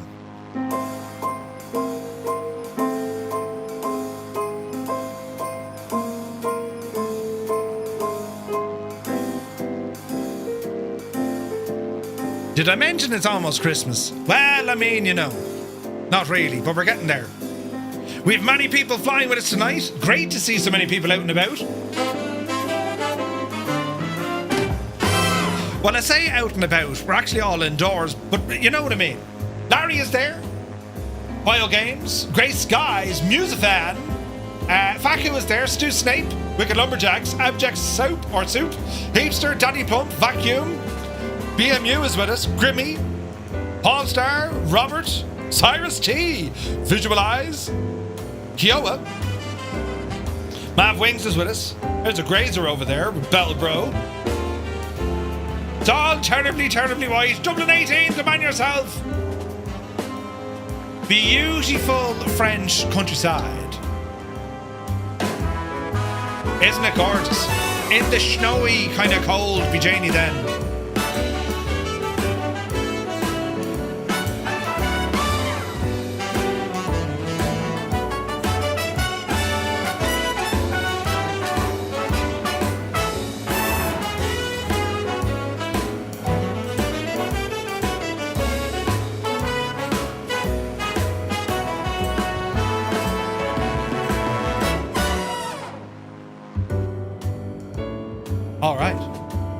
We shall attempt a landing now, friends. This is where it all gets exciting. Autopilot coming off. I'm gonna roll the aircraft to our right. And let's see what the crack is here. We're gonna bring that power down. My sim is having a bit of a moment tonight, isn't it? Look at the stutters, lads. We'll have to produce something to beat it. Maybe delete the cache, or, you know. I'm very much looking forward to some update 4 now. And I don't know what's the best way to approach this. Do we fully reinstall the sim? Do we just do a blatant update and hope everything goes well? Or do we follow procedure and start off with a beautifully clean community folder? What do we recommend we do? As we ease out some of the speed. We're looking alright. There'll be a runway down there. Icy cold runway. Hey, Quacker, good to see you. I'm getting a lot of stirs tonight, Society. So am I, dude. Yeah, no idea why it is. I found a simple reinstall works a charm, says Irvy. CP says reinstall. Yeah, I think at this stage, I mean, considering the amount of stuff I'd have running on my sim at any one moment, you know. It does not look at all like the scenery you'll see Friday night, except cold and snow. Yes, yes, yes. Looking forward to Friday night. We're going up the northwest coast of Newfoundland. Are you saying uninstall and reinstall? Reinstall. So, when Sim Update 4 releases, I think it could be good practice to uninstall and then reinstall. You know? Osprite Simmer, Shane is here. Good to see you, buddy. Jesus, 43 months. The man is a legend. Shane, I hope you're well, buddy. Happy Tuesday to you. You're very welcome in, man. We're flying here, learning about Napoleon. A great bunch of lads. A great bunch of lads. Just back up the community folder. Yes. APU says, I always do a clean install, reinstall when every beta is released. It works flawlessly. Ooh, nice. Alright, well, I'll probably do that. Right, so that little alarm is just letting me know that I have sufficient or insufficient power and they want me to lower the landing gear. Which we're going to do, friends. Gear coming down, and we'll start our turn. It's runway 28 left, or 28, whatever is available. So this is Brienne. And 5 years Napoleon spent up here. In school. My recommendation, just upgrade it and complain about the stutters. That's excellent advice. Yes, yes, we should do that. It will lead to many a similar conversation. So, get those stutters, eh? Brilliant. Brilliant. Right, we're over this way. Right, so speed is coming down, not to flaps. Not long since landed your A340 into VTC. Ooh, Jesus, really? George asks, have you ever heard of using Apple Maps in 2024? Yes, I have been doing some testing. For some regions, it's very good. Very good. In other regions, it's not good at all. It depends. It's quite good. It's quite good in parts of America. From what you can see, you know. But it's kind of the same, like, you know, you can use Google Maps and all this, like, you can do the same sort of stuff, right? I tend not to bother. I mean, look, I think Bing does what it needs to do, plus there's, like, no worry of things going astray. And I know people say, look, there's no worries, like, there's no problem. The sim is so friggin'... what's the word I'm looking for? There's so many things going on in the back end that we cannot see. I can't recommend using that much stuff from outside of the sim. Only because if you have problems, I mean, where do you start? Do you know what I mean? Like, it becomes like a tile didn't load correctly. Okay, well, the software will load this tile in instead. Okay, but where's it getting that data from? Well, it's getting it from the internet. All right. And what if it's like the wrong, you know, paging size file, or, you know what I mean? I've watched videos on it. And as I said, I've done a little bit of testing, and some of the maps look incredibly good. But it's like using Ortho back in the day. Anyone who used X-Plane, so the Apple Maps, it feels in places it's like zoom level friggin' 19. extremely sharp, crisp detail. But in other places, it's Bing does a better job overall. But it depends where you fly. I would say if you fly in the same region all the time, yeah, give it a shot. But if you're like us and we kind of dash literally anywhere in the world, probably wouldn't make a lot of sense, you know. So question has to go out, lads. 4 PMDG's upcoming 737-8. I mean, is it all on your shopping lists? Are we all going to be saying, yeah, we definitely want it? Are you thinking maybe there's no need for it now? You're happy enough with something like the iFly? What are your thoughts on it? I'll probably get, well, I will, of course I'll get it, but like, I'm really looking forward to them doing something with the DC-6. You know what I mean? To Blaze, I don't believe so, no. As far as I know, it is not, like... Dreamy, sleepy, nighty, snoozy, snooze. Norse Viking, there is a cost to upgrade, is my understanding. Not until you review it and then fly off between it. Oh, that's a good... Yeah, we'll do that. Yeah, we'll do that. It's your job to get it before the rest of us so we know whether it's worth it. Unfortunately, not many devs, you know. I have the iFly, sticking with that.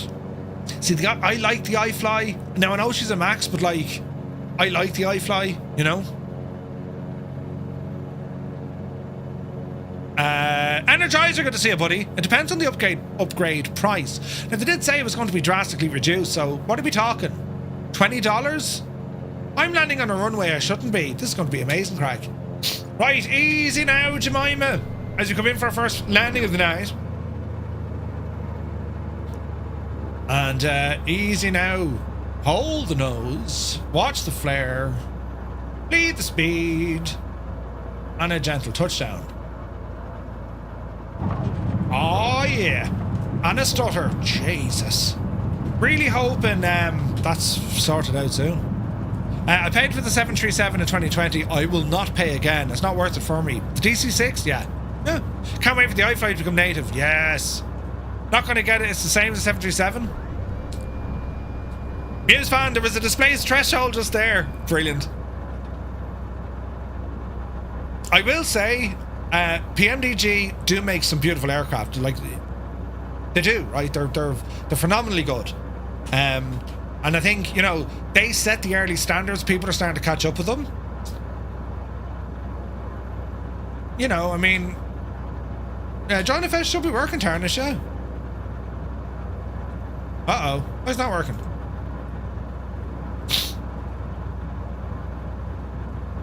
Why can't I connect to Firefly Air? Don't tell me this stupid thing has gone offline again, is it? Yes, yes, yes, yes, yes, yes, yes, yes, yes.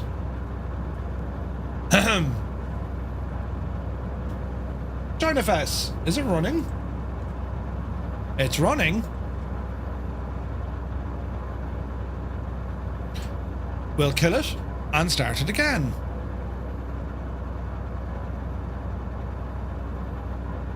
That's the wrong button, Murphy. You literally need it. They no longer have the monopoly on study level airliners. People have caught up with them and surpassed them. Yeah, so like, there is a bit of kind of drama there when it, you know, when it comes to PMDG, because and I mean this in a nice way, but they do have a chip on their shoulder, but they kind of earned it, right? I mean, they're in this game a long time. They're making aircraft a long time, and they've made some absolute crackers over the years, right? So they pretty much earned the position to kind of, I don't want to say do what they like. I mean, I don't think particularly, they're not reckless. They've some kind of sharp, you know, business decisions, or, you know, the way they released the 700 first and then a 600 and then you get the 800, and sure, then they upgrade the 800 first, so if you only ever bought the 700, I mean, you're rightly shagged. I mean, I get all of that, right? But I still think they make some great aircraft. Now, why isn't this connecting to the gadget? I've never had this before. So I'm going to kill it on the server. And we'll try it again, lads, will we? Doodaloo. It's thinking about it. Connect.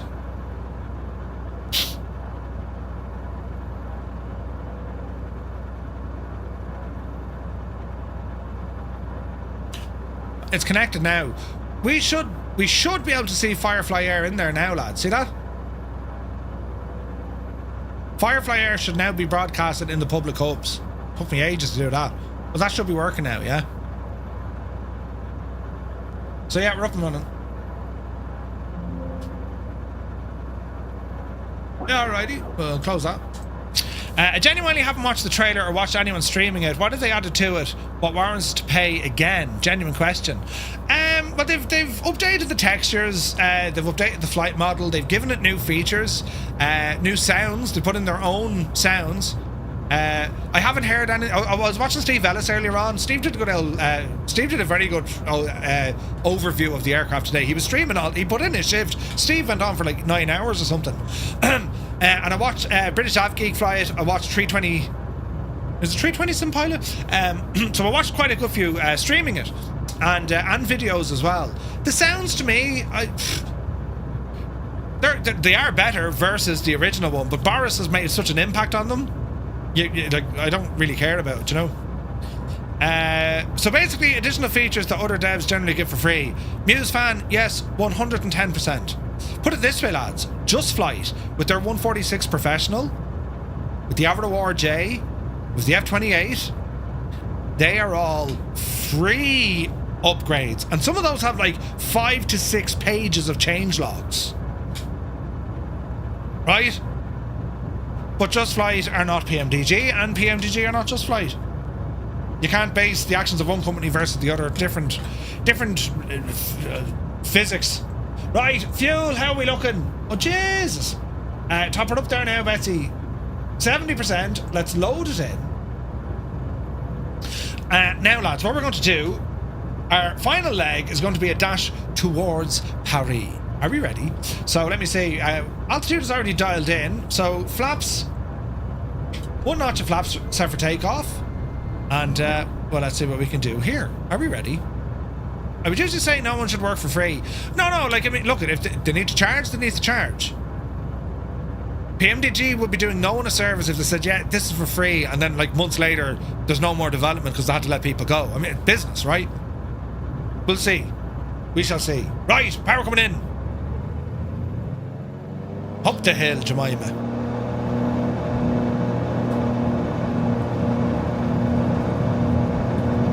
I think charging for an upgrade is fine, provided the new features and fixes, perhaps, justify it.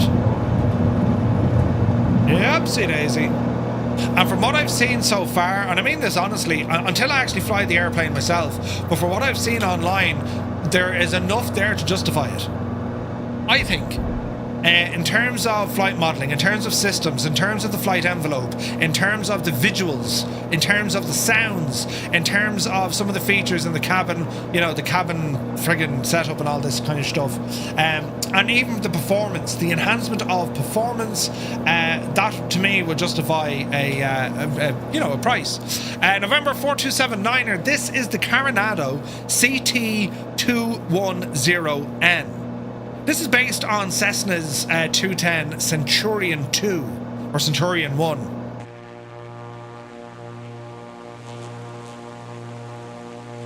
Turbo. I think it's just the Centurion 1. Beautiful plane. Big plane. Many seats.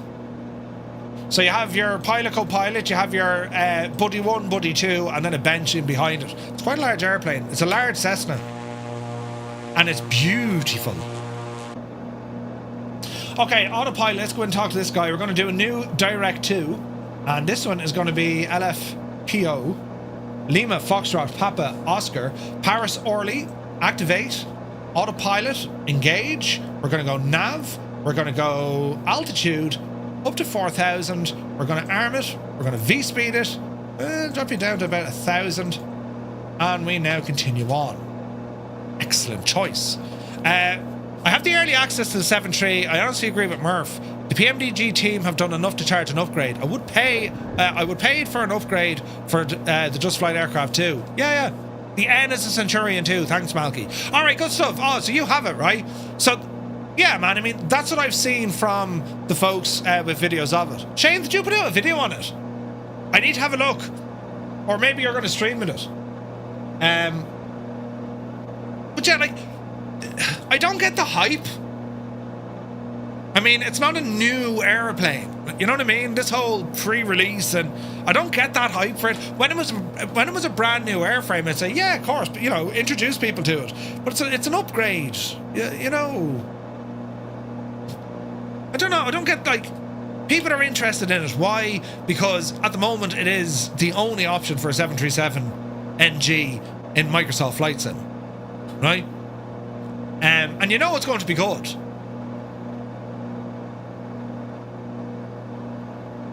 You're going to stream in a few hours. The embargo finished at your bedtime. You need your beauty sleep. Okay, well, I look forward to that stream. When all said and done, I'll probably still get it because I do miss flying it. Yeah, I'm the same, man. I'm the same. Airlock, 100%, man. That is Carenado.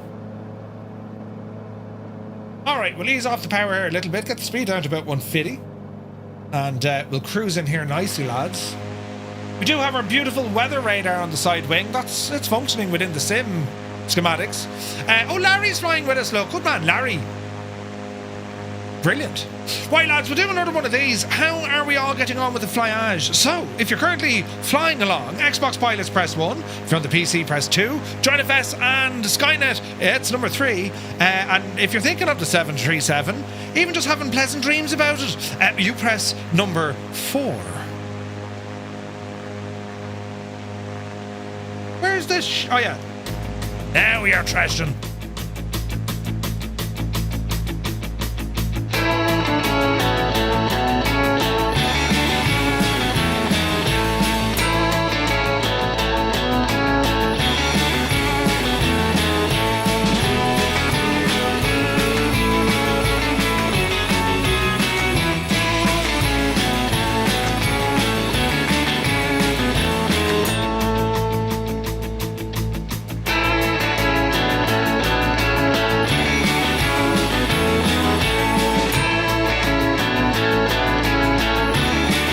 The song was played on request by MuseFan.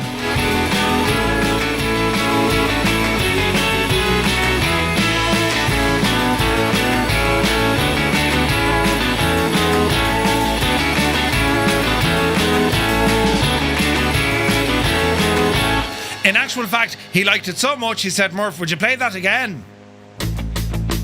And I said, I shall. And MuseFan said, thanks. Turn off that noise, Murphy! I do like a bit of Christmas every now and again, though. Do you know, like Christmas songs? Jesus, lads! It's the only time of the year we get to absolutely inundate you with, you know, bit of tunage. But anyway, we're doing well. What's my speed? We're doing all right. We're doing all right. So, we'll come over to here. And we're going to do some more reading up on Napoleon. Because, lads, if Brienne is the monastic boot camp, he now goes to Paris, the birth of an officer, as he goes to the École Militaire, or basically military school, right? The king's own finishing school for nobles in uniform. Founded by Louis XV, reorganized by Saint-Germain, well, it takes the best students from the provincial academies and polishes them for service in the artillery, engineers, or indeed the navy. When Napoleon arrives at the end of 1784, this place is already a machine. There are 2 divisions, each with 3 classes. 16 professors across mathematics, geography and history, French grammar, German, fortification, drawing, fencing, and indeed dancing. The schedule is brutal and beautiful in its own way. 8 hours of study each day, between 7 and 9, 10 and 12, 2 and 4, and 5 and 7. Thursdays, Sundays, and feast days, no formal classes, but for 4 hours of supervised reading and letter writing. No phones, no Netflix, just books, drills, and the constant thump of boots in the courtyard. The cadets are organised into a regiment with their own internal chain of command. Senior students can discipline juniors. Punishments include arrest, confinement, and bread and water days. No one is allowed money from home. Leave is non-existent. Even visits to his sister at St. Cree are strictly rationed. Comfortable? Not really. Effective? Very. At the college, Napoleon doubles down on what he already loves. Mathematics for artillery, this is his religion. History and geography, how empires rise and fall, and where people fight. Fortification, translating lines on paper to walls and bastions on the ground. He's taught geography by Tartus and also Delay Guil, French grammar by de Marion and Hasse. In the background, giants like Legendre and Louis Mong in the mathematical sphere. These are serious people doing some serious work. Napoleon isn't the golden boy of the school. He's not Sergeant Major, he's not the top cadet, not the star in the parade. But he works, and he works with purpose. Where some nobles treat this place as a kind of gentleman's playground, Napoleon treats it as a ladder out of obscurity. He shares a room with Des Mazes, an older student with charm, polish, and much better social skills. They become close, almost like brothers.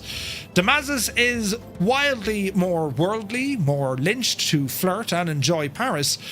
Napoleon scolds him for it.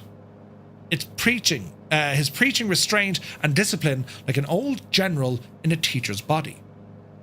He's still short, still intense, still Corsican to the core.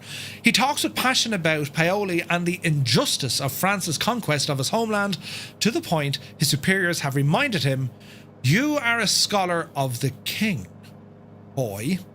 You must remember that." Napoleon hears the words but never quite takes them to heart. Then, in February 1785, something happens that hits him far harder than any school punishment. His father, Carlo, dies on the 24th of February after a long and painful illness. Carlo's last words, overheard by the family, are full of feverish prophecy, visions of Napoleon's sword making kings tremble and changing the face of the world. Whether embellished or not, the message is clear. The father believed his small, intense son was destined for something immense. Napoleon, at the École Militaire, receives the news in a world of strict schedules and hard exams. We have letters, he writes afterwards, to his uncle and his mother, but they have clearly been tidied up by the teachers, polished into something more appropriate, less raw. Behind the formal phrasing, you can still feel it. A teenager suddenly aware that he is now one of the men of the family. There is no longer a father between him and the world. Responsibility hardens him further, and it doesn't soften him. If anything, it sharpens his determination to succeed, not as a French courtier, but as a professional soldier. Next up is the artillery exam, Laplace and Bézu. To become an artillery officer in pre-revolutionary France, you don't just turn up with a fancy name and a nice hat. You have to pass an exam, and this is a serious one.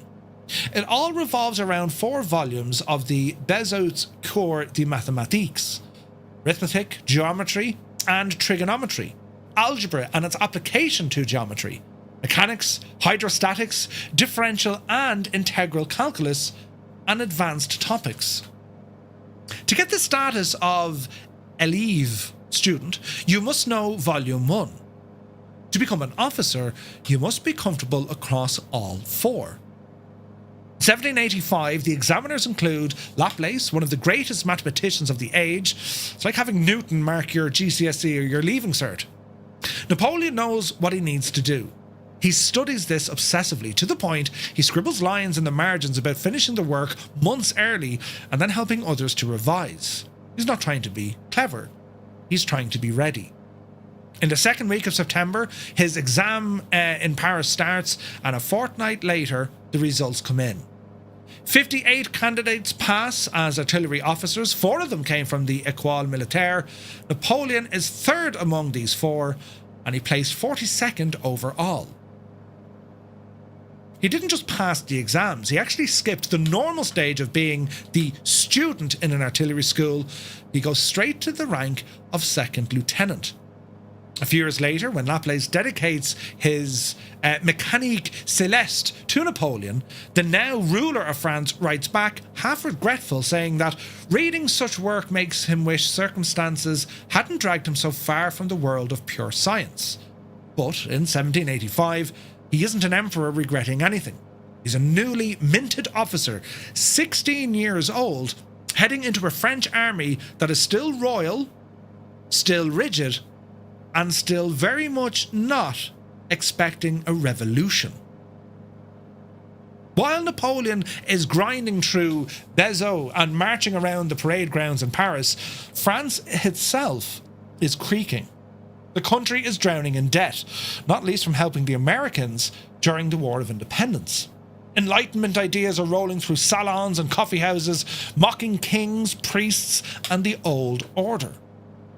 The nobility are still playing the refined games, but their grip on real power is loosening. The king's government is trying and failing to fix the tax system without upsetting the people who benefit from it.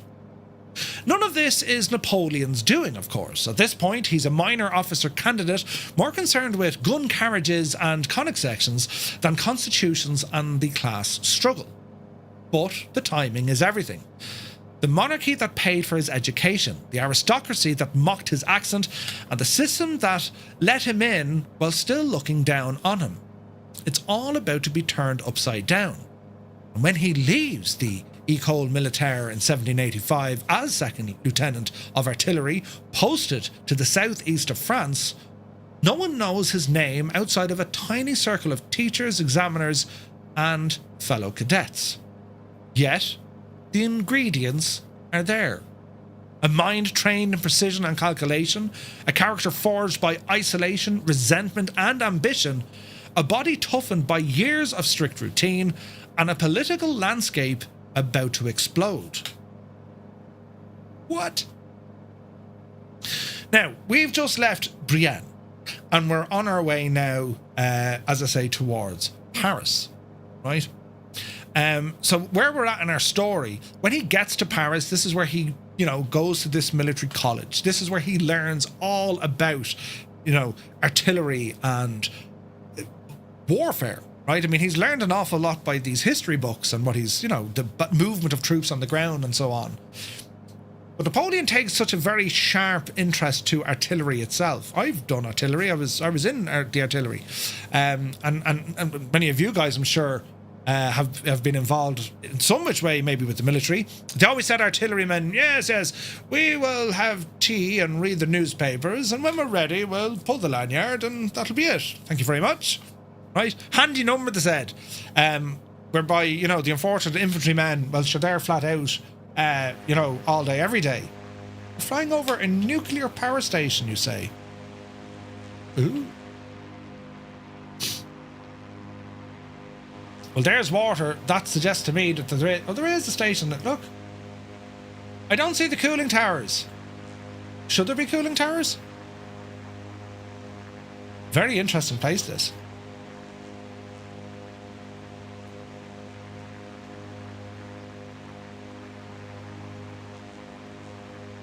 So as we approach Paris to where he finishes his schooling, right up to the point, the age of 16, he's given a commission, second lieutenant in the artillery to the southwest of France.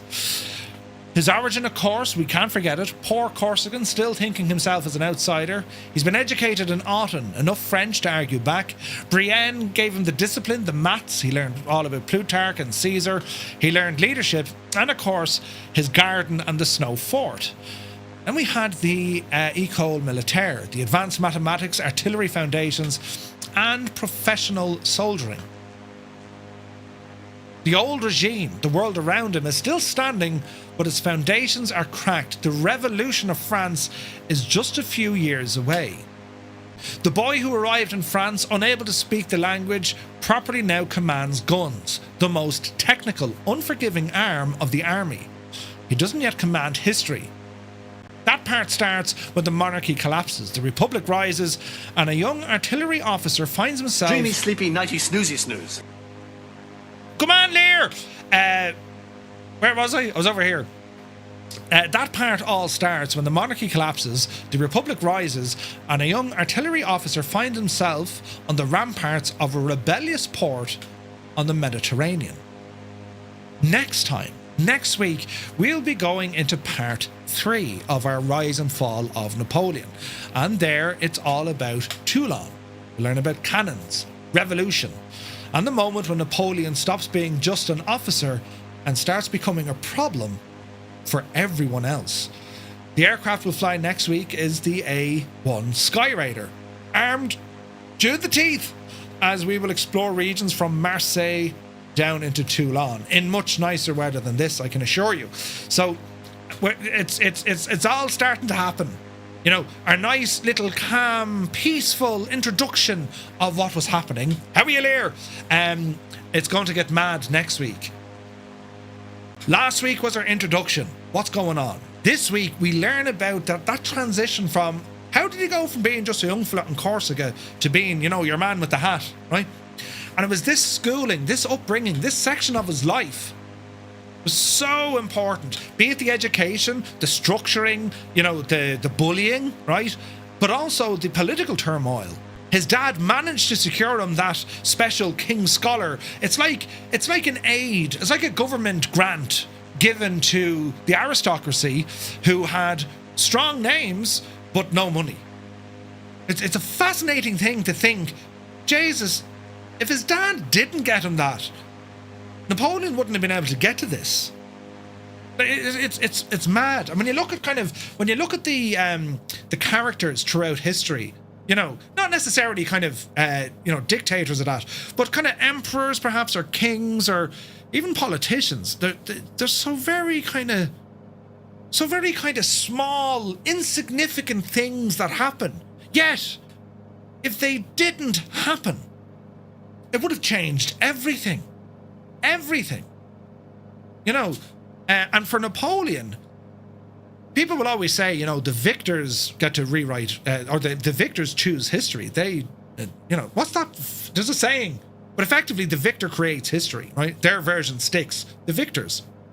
So Napoleon always kind of had a bit of a bad rep in the English-speaking world. And he had it on the French side as well, don't get me wrong. He also had a very good rep on the English-speaking world, and of course that on the French. Napoleon is a very interesting character. You can kind of have that discussion about being good or bad. And when you contrast or compare Napoleon to others similar, Alexander the Great, Julius Caesar, Genghis Khan to an extent, Napoleon, and then much later on when it came to Hitler, well, you can't have the same conversations. Was he good or was he bad? Napoleon, you can have that conversation because he's done things throughout his life that would make you consider, wait now, Jesus, that was a good thing. You know what I mean? Like, that's what makes him fascinating, I think.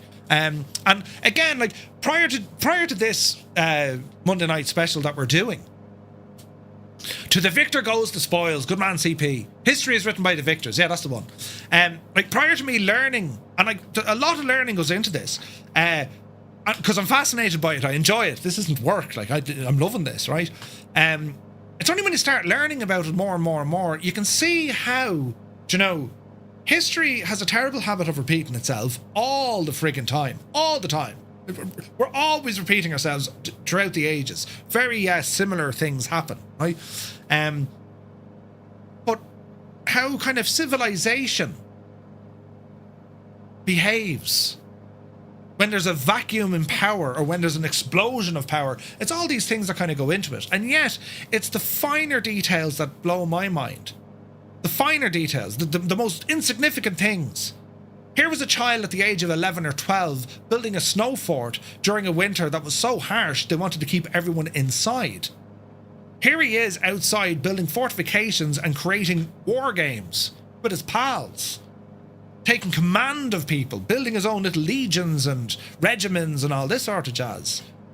He's given a garden. You know, most of the lads decorate a couple of plants, maybe a few flowers. Right, come on, football. How you go? Right? Napoleon fortifies it. Palisade fencing. Trees, blocks, everyone from outside. This becomes his fort. A fort. It's amazing. Cornwolf, good to see you, buddy. Those who fail to learn history are doomed to repeat it. Yeah. France here, Napoleon is one of the greatest French who ever lived. There you go, Godwin Zeus. It's mad, isn't it? I wish my university professors were half as well prepared and entertaining. Thanks. I love history. I get very boring over dinner with a glass of wine, but I love it. It's fascinating.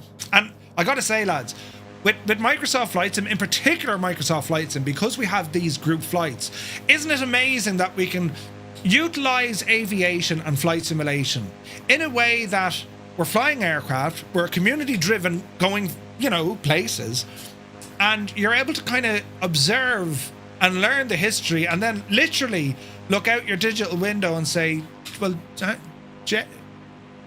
Jesus, that's where it was. That's where it happened.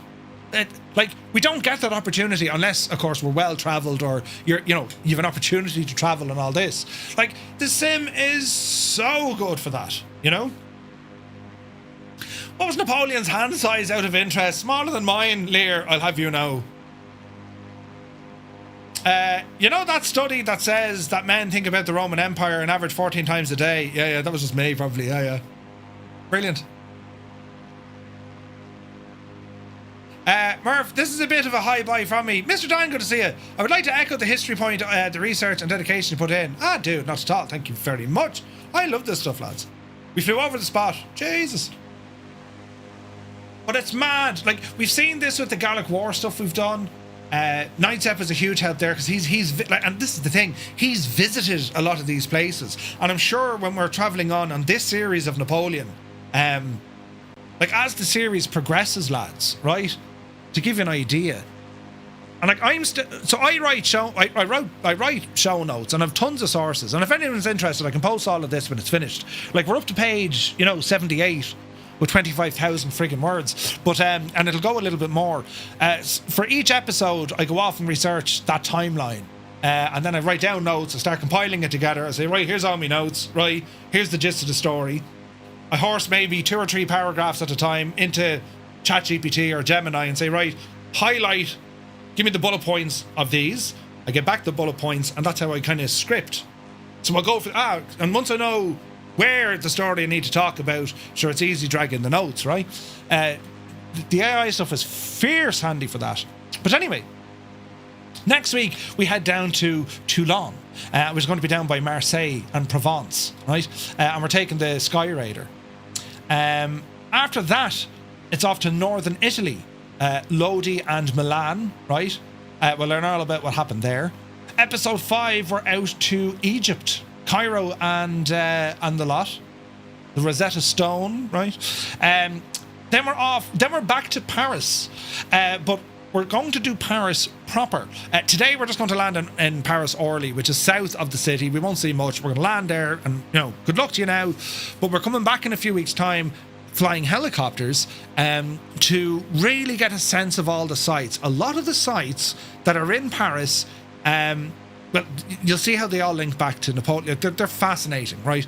And that's kind of where the emperor kind of ascends, you see. Part 7, then, we're over to Spain, where we deal with the Spanish ulcer. Part 8, we're off to Russia. In particular, we're going to Moscow. And an interesting part of the world, it's in flight simming or even content, people have stayed away there. Our reasons, of course, purely historical. And it is a fascinating city, and the history, right? So I'm looking forward to that one. I'm incredibly looking forward to that one. In actual fact, we're going to be flying the Starship when we go to Moscow. That's going to be a barrel of laughs. Sheremetyevo, isn't that the airport, I think, out there? Or Vukovo? I'll need to work up my Russian. Anyway, then it's out to Belgium, over the fields of Waterloo, and then finally St. Helena, the crown of thorns, if you like, and that's way out in the South Atlantic. So we'll see a lot of you know, we'll see a lot of ground here. We'll see a lot of different areas. And of course, the aircraft we get to fly in are brilliant as well. Couldn't tell you the last time I brought out a Cessna for a spin. She's flying really nice tonight, isn't it? Will we see any Romans? Romans? Hey, Sergeant Staff, good to see you, buddy. Hope you're well. Long time no see.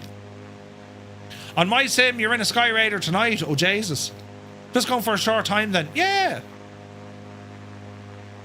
I asked AI about the hands and I got this. Beautiful hands. His hands were often described by contemporaries as quite beautiful, delicate and well formed. Wait, me or Napoleon? You know, have you thought about doing a series on Churchill or Montgomery? Have. So, I have a couple of things, like, there's loads, lads. I'll bore the crap out of you now, but like, some of the stuff I've worked on, the Silk Road, Marco Polo's expedition, Genghis Khan, or at least some of what the Khans did, the Mongols.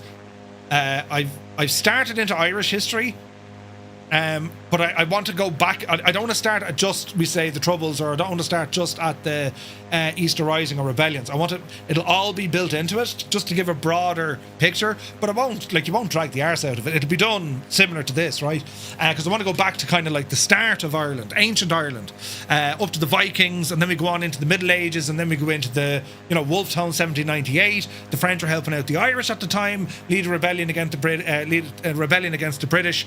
It was said Napoleon, if Ireland had, very similar to what happened in history,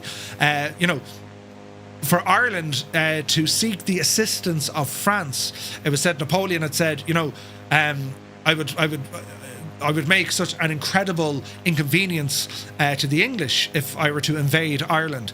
But even Napoleon had said his plan, he would conquer Ireland, he would conquer England, and make them both republics. Right? And then much later on in life, the same question was said to the Germans. Operation Green, right? It's Sea Lion, which was the German invasion, but Operation Green, I think it was called. And that idea was the Germans are going to invade Ireland and to use that as the back door, if you like, to get into the UK. But I think it was said Hitler had said he would only do so if requested by the Irish government. That request never came, right? So it's interesting, timelines and whatnot.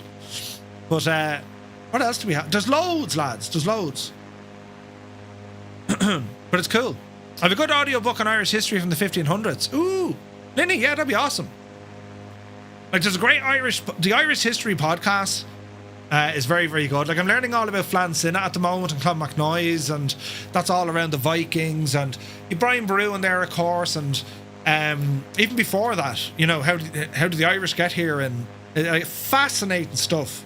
Ireland is like, the amount of stuff Ireland has, we don't know, we know very little of it, but it had everything. Ireland was a land of tribes and kingdoms all over the shop.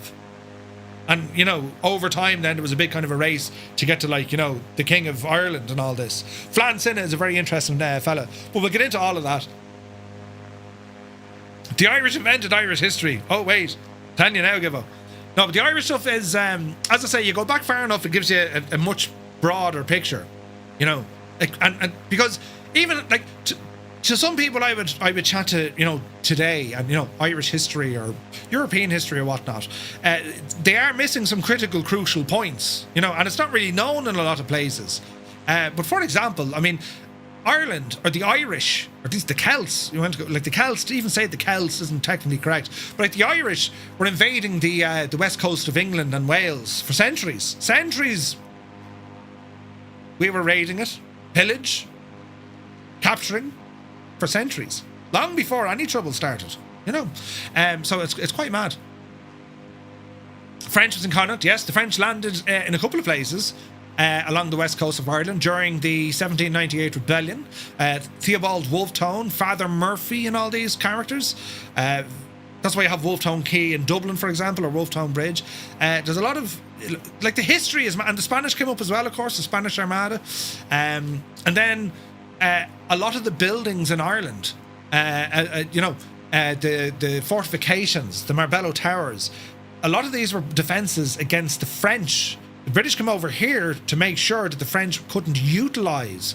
Not too far from me in Banagher, down by the River Shannon, there's fortifications.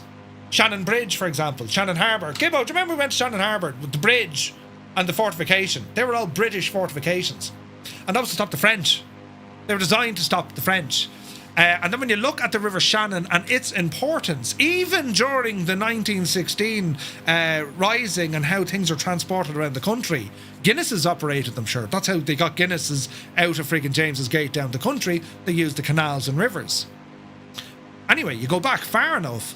Well, the River Shannon was once the highway of Ireland. It was the only way you could actually get through the country.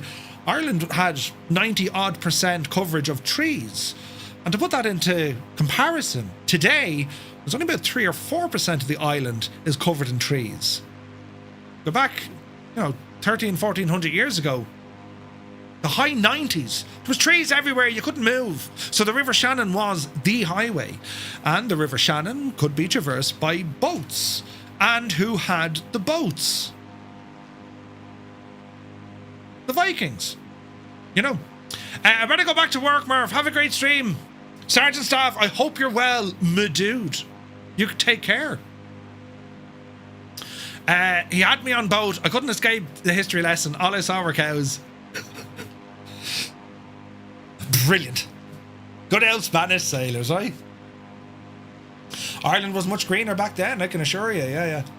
But anyway, we're kind of going, the French stuff, Napoleon, it is a single person, that single entity in what he managed to do. In a country so big, on a continent so vast. Crazy. Cheers, Mr. Dan. You're very kind. Where is this now? Gibbo remembers the Battle of 1665, right? That was A1 Charlton. Oh wait, the Spanish saying Pedro. I'm Pedro. Yeah, remember that? The snapper.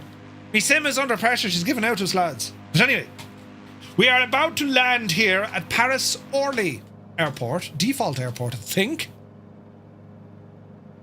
Take your time. The stutterage is real. There's Stu Snape, look. He's looking mad, isn't he? Man, Stu.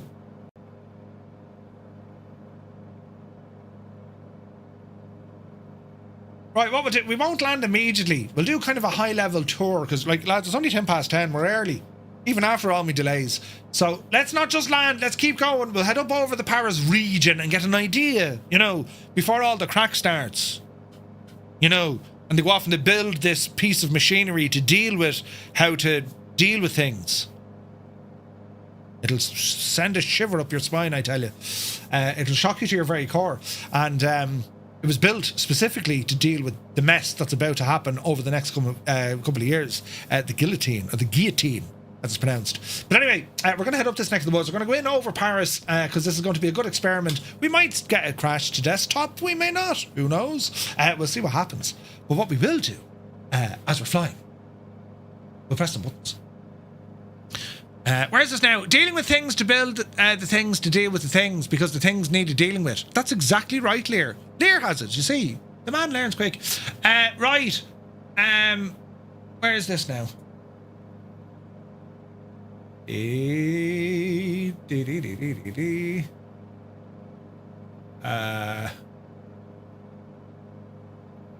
I'm going to now for Muse, if I play that, I think Muse fan would genuinely fall out with me.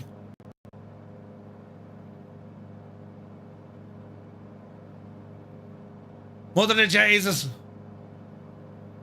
Oh, Jesus.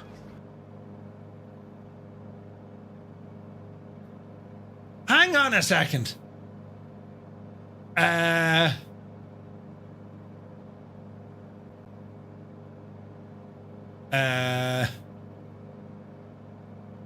Where's that? Hang on a second. I better not play that. Muse would genuinely fall out with me. Everyone's saying goodnight now because I went for Christmas songs.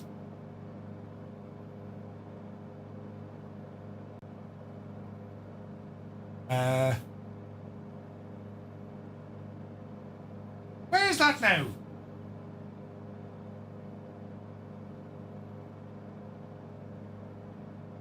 Where is this now? Hang on.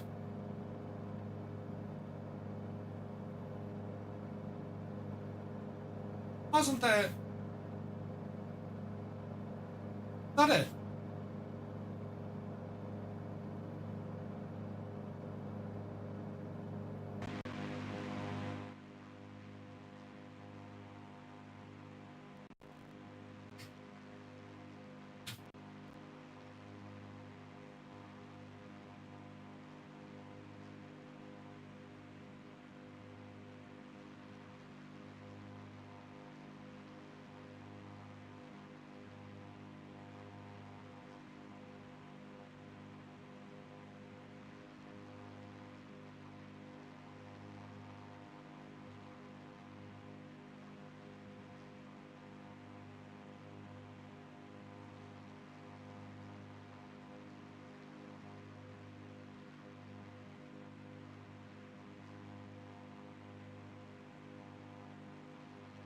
Time to pull the big switch, good buddy.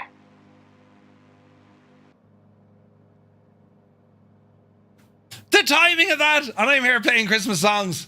Did you ever hear this from Frank Kelly? Chewie, you're very welcome in. Welcome in.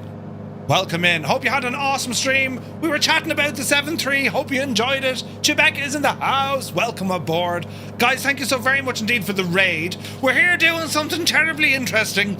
Yes, learning history. All about Napoleon. And tonight we learned about his schooling days. Yes, in Autun and Brienne. And we're here now about to ramble into Paris. Myself. But you're very welcome in, guys. Happy Monday. And yeah, the main story tonight, it's like the news all over again. We were there, we started last week from Corsica, learning all about Napoleone Bonaparte, and you know, his transition from Corsica into France. He went to school in Autun to learn French. He went to the academy in Brienne to get proper schooling. And then he went over to the military college in Paris. This was set up by King Louis XV, where he studied here and learned him some artillery. And he graduated from the college, which is just out the road here, and got to the rank of second lieutenant. And this is all prior, of course, to the French Revolution, but that's all bubbling away in the background. So our flight tonight was that transition of school, and next week, when we continue this series, is going to be on his first kind of major deployment. He goes down to Toulon when the crack starts, and yeah. And he was tone deaf. Wait, what? Who? But yeah, it's. I had to go off and learn an awful lot, and I'm fascinated by Napoleon.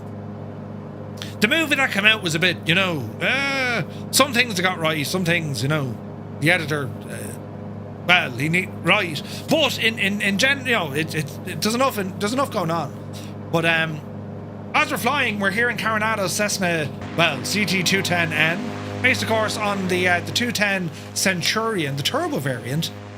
It's a big machine, and it's a multiplayer flight. We've turned the weather to Christmassy, and yeah, artistic licensing for the movie. Then yes, indeed. Some part now, your man Joaquin Phoenix, great job, like a brilliant actor. But yeah, certainly parts of it were a bit like, really, did it really, you know? But yeah, look, apart from that, it was it's still a good movie, right? But where we're kind of cruising now, I was about to play the Christmas Countdown by Frank Kelly. If you don't know who Frank Kelly is, he played, of course, Father Jack in Father Ted, you see. And I could bore the bejesus out of you now, but you need to listen to it because it's educational. Dear Nula, goodness o' lunacy, right? So we'll listen to this as we fly around Paris. It's very fitting, I think.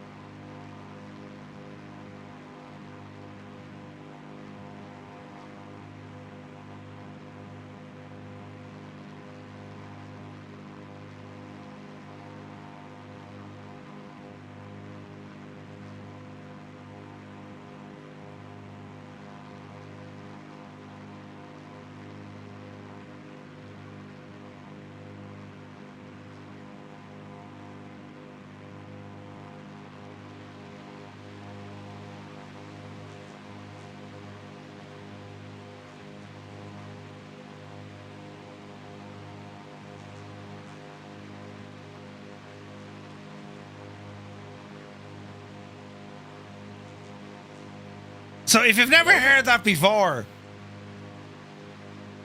consider yourselves educated, right? It's they play that every year in Ireland, and it's Frank Kelly, who of course played Father Jack amongst other roles, right? Only Twitch can hear the music. Yeah. Only Twitch can hear it. That's just how it is, lads. But Muse fan dropped a link into the YouTube chat, or did he? Hang on, I'll grab that now, Muse. And if you're on YouTube, lads, click on the link here and have a listen to it. Meanwhile, both Chewie and Chewbacca were like, what? What is this? Right? Murphy, I mean, listen, we know you've issues, fella, but like, really, you know? But yes. Have a listen. The link has gone through there now. Have a listen to it. It's very good. It's okay, Muse. It's all right. Right, we're going to plan landing here now, ladies and gentlemen.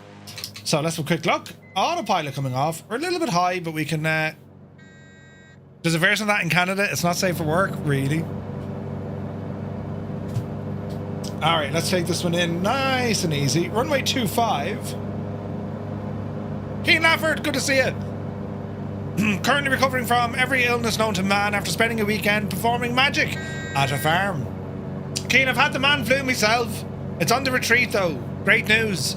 B. Carlo, hope you're well. Right, speed coming down. Just forward that to your husband.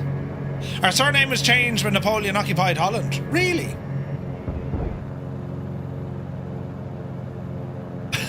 Also, Zimmer Shane says, thanks for the stream, Murph. Off to school run. Not for me, of course, but for Junior Oz. Although the wifey thinks I need to go back to school. Shane, we'll catch you later, bud. And, oh, Jason, very high. I'll go this way a bit. We'll catch you later and, for the stream. Best of luck with it, bud. People are flying very fast. Murph wants to see those 8 maids of Milken. Goodness o' lunacy. Brilliant, right? Brilliant. So we start ourselves up here for landing. I'm busy now tomorrow, lads. I've no stream tomorrow unless I get back very early, but I'm actually going up to Weston tomorrow, Weston Aerodrome, to look at the simulators. That could be fun. There's a good chance, well, yeah, there's a good chance I'll break them, you know.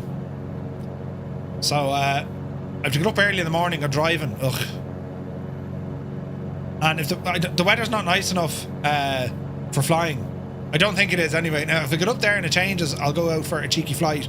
But the weather tomorrow, the forecast is not looking great.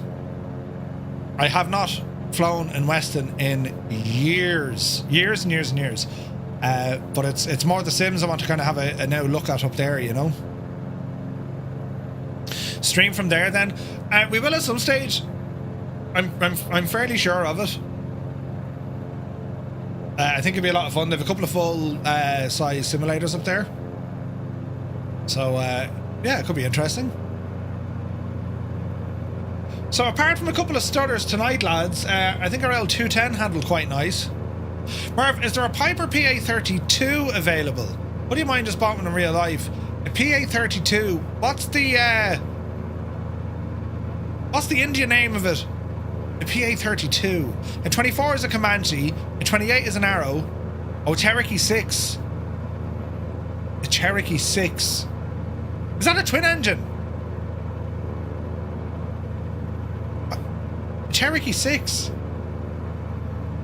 Single engine. I'm not aware of one. I am not aware of a single engine but big. Like a PA32, is that like very closer to like something like an M500, a Meridian? No? Is it closer to a Meridian? Just older, I think. Like an M500 or M600 or... PA32 is just a bigger PA28. Ah, Dougal, good to see you, bud!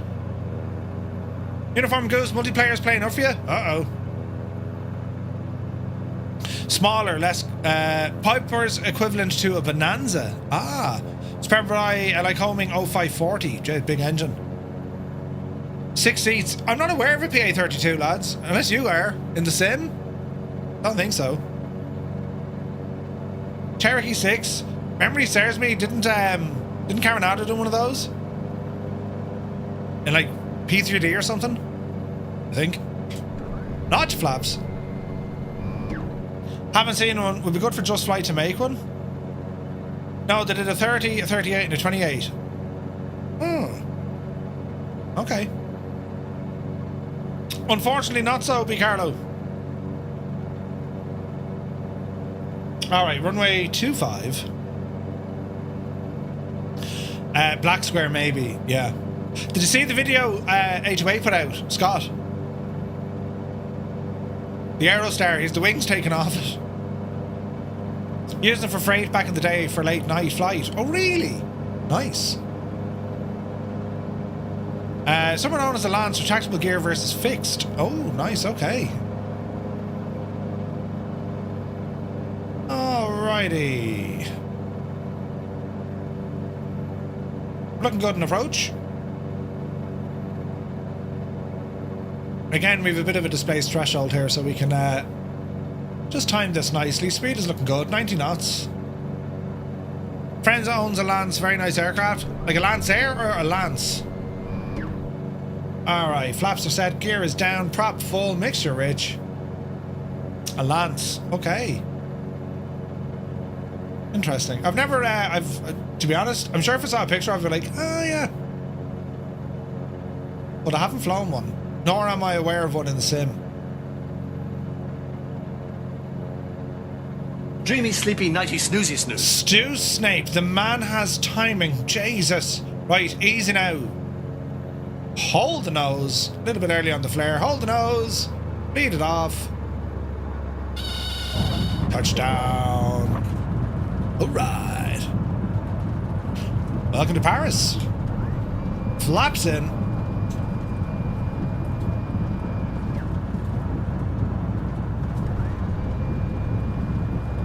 Alright, alright. Aviation Consumer Used Aircraft Guide. Saratoga Lance. Or Lance. Gotcha now, gotcha now. Had a feeling that was coming. His timing is unbelievable. Right, easy now there, Jemima. Alright. Well, the ladies and gentlemen, there we have it. That was a very nice, chilled out, relaxing flight, I have to say, as we arrive here into Paris.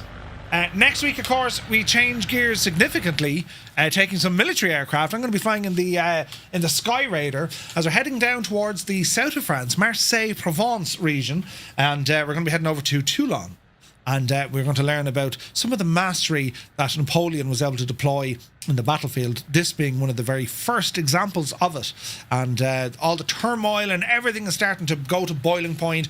And next week is very much where it all kicks off. And from there, then, we go on to part 4, 5, brings us to Egypt. It's moving fast, this new Monday night series. It's definitely moving fast. But I want to thank you all so very much indeed for tuning in, for the support, for keeping me company, and for putting up with the man flu escapades. But yes, it's always better when you get to stream. Massive shout out to Chewy for the lovely raid, and guys, thank you very, very much indeed. Very, very kind. And yeah, looking forward to seeing some more PMDG 737 content for sure over the coming days. And of course, once it releases, we'll get an old blast. We'll have to go flying with it soon. So yeah, no stream tomorrow. I'm above in Weston. Wednesday night we have the news. It'll be busy. Thursday, a double header. We're going to be doing more Navigraph Academy, and then we're taking the DC-6 for a jaunt on our VATSIM Thursday flight. Looking forward to that. And then on Friday night, we're off to Newfoundland for a new adventure. So looking forward to that as well. So lads, thank you all so very, very much indeed. Have a lovely rest of your evening. Enjoy tomorrow. And we'll catch you back then on Wednesday. And of course, next week we'll revisit. We'll leave Napoleon here. You know, everything's well in his world. Well, sort of, apart from losing his dad. But in terms of his career, relatively okay. But that'll all start changing next week. So until then, you take care.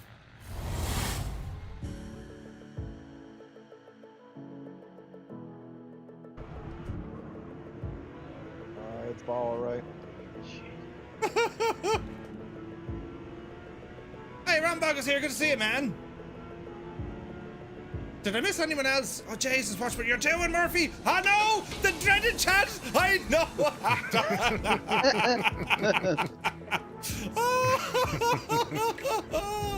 See what happens? Did you see it? Collider is here.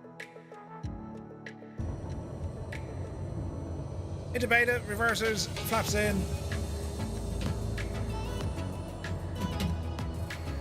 Get out of beta.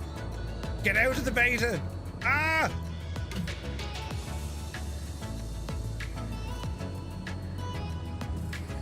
That's weird, the throttle doesn't move. Hey, good buddy. Jerry Coogan, many thanks for the follow. Hang on, we need to get out of beta. No, that's backwards, Murph. Uh-oh. Get out of... Oh, we nearly tipped it over, lads. You see it? Jesus. Why won't you get out of beta, you devil? The controls are no longer agreeing with me.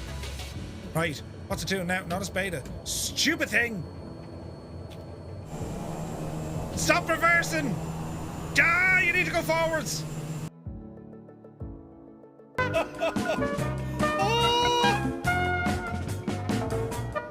Oh no, oh god, oh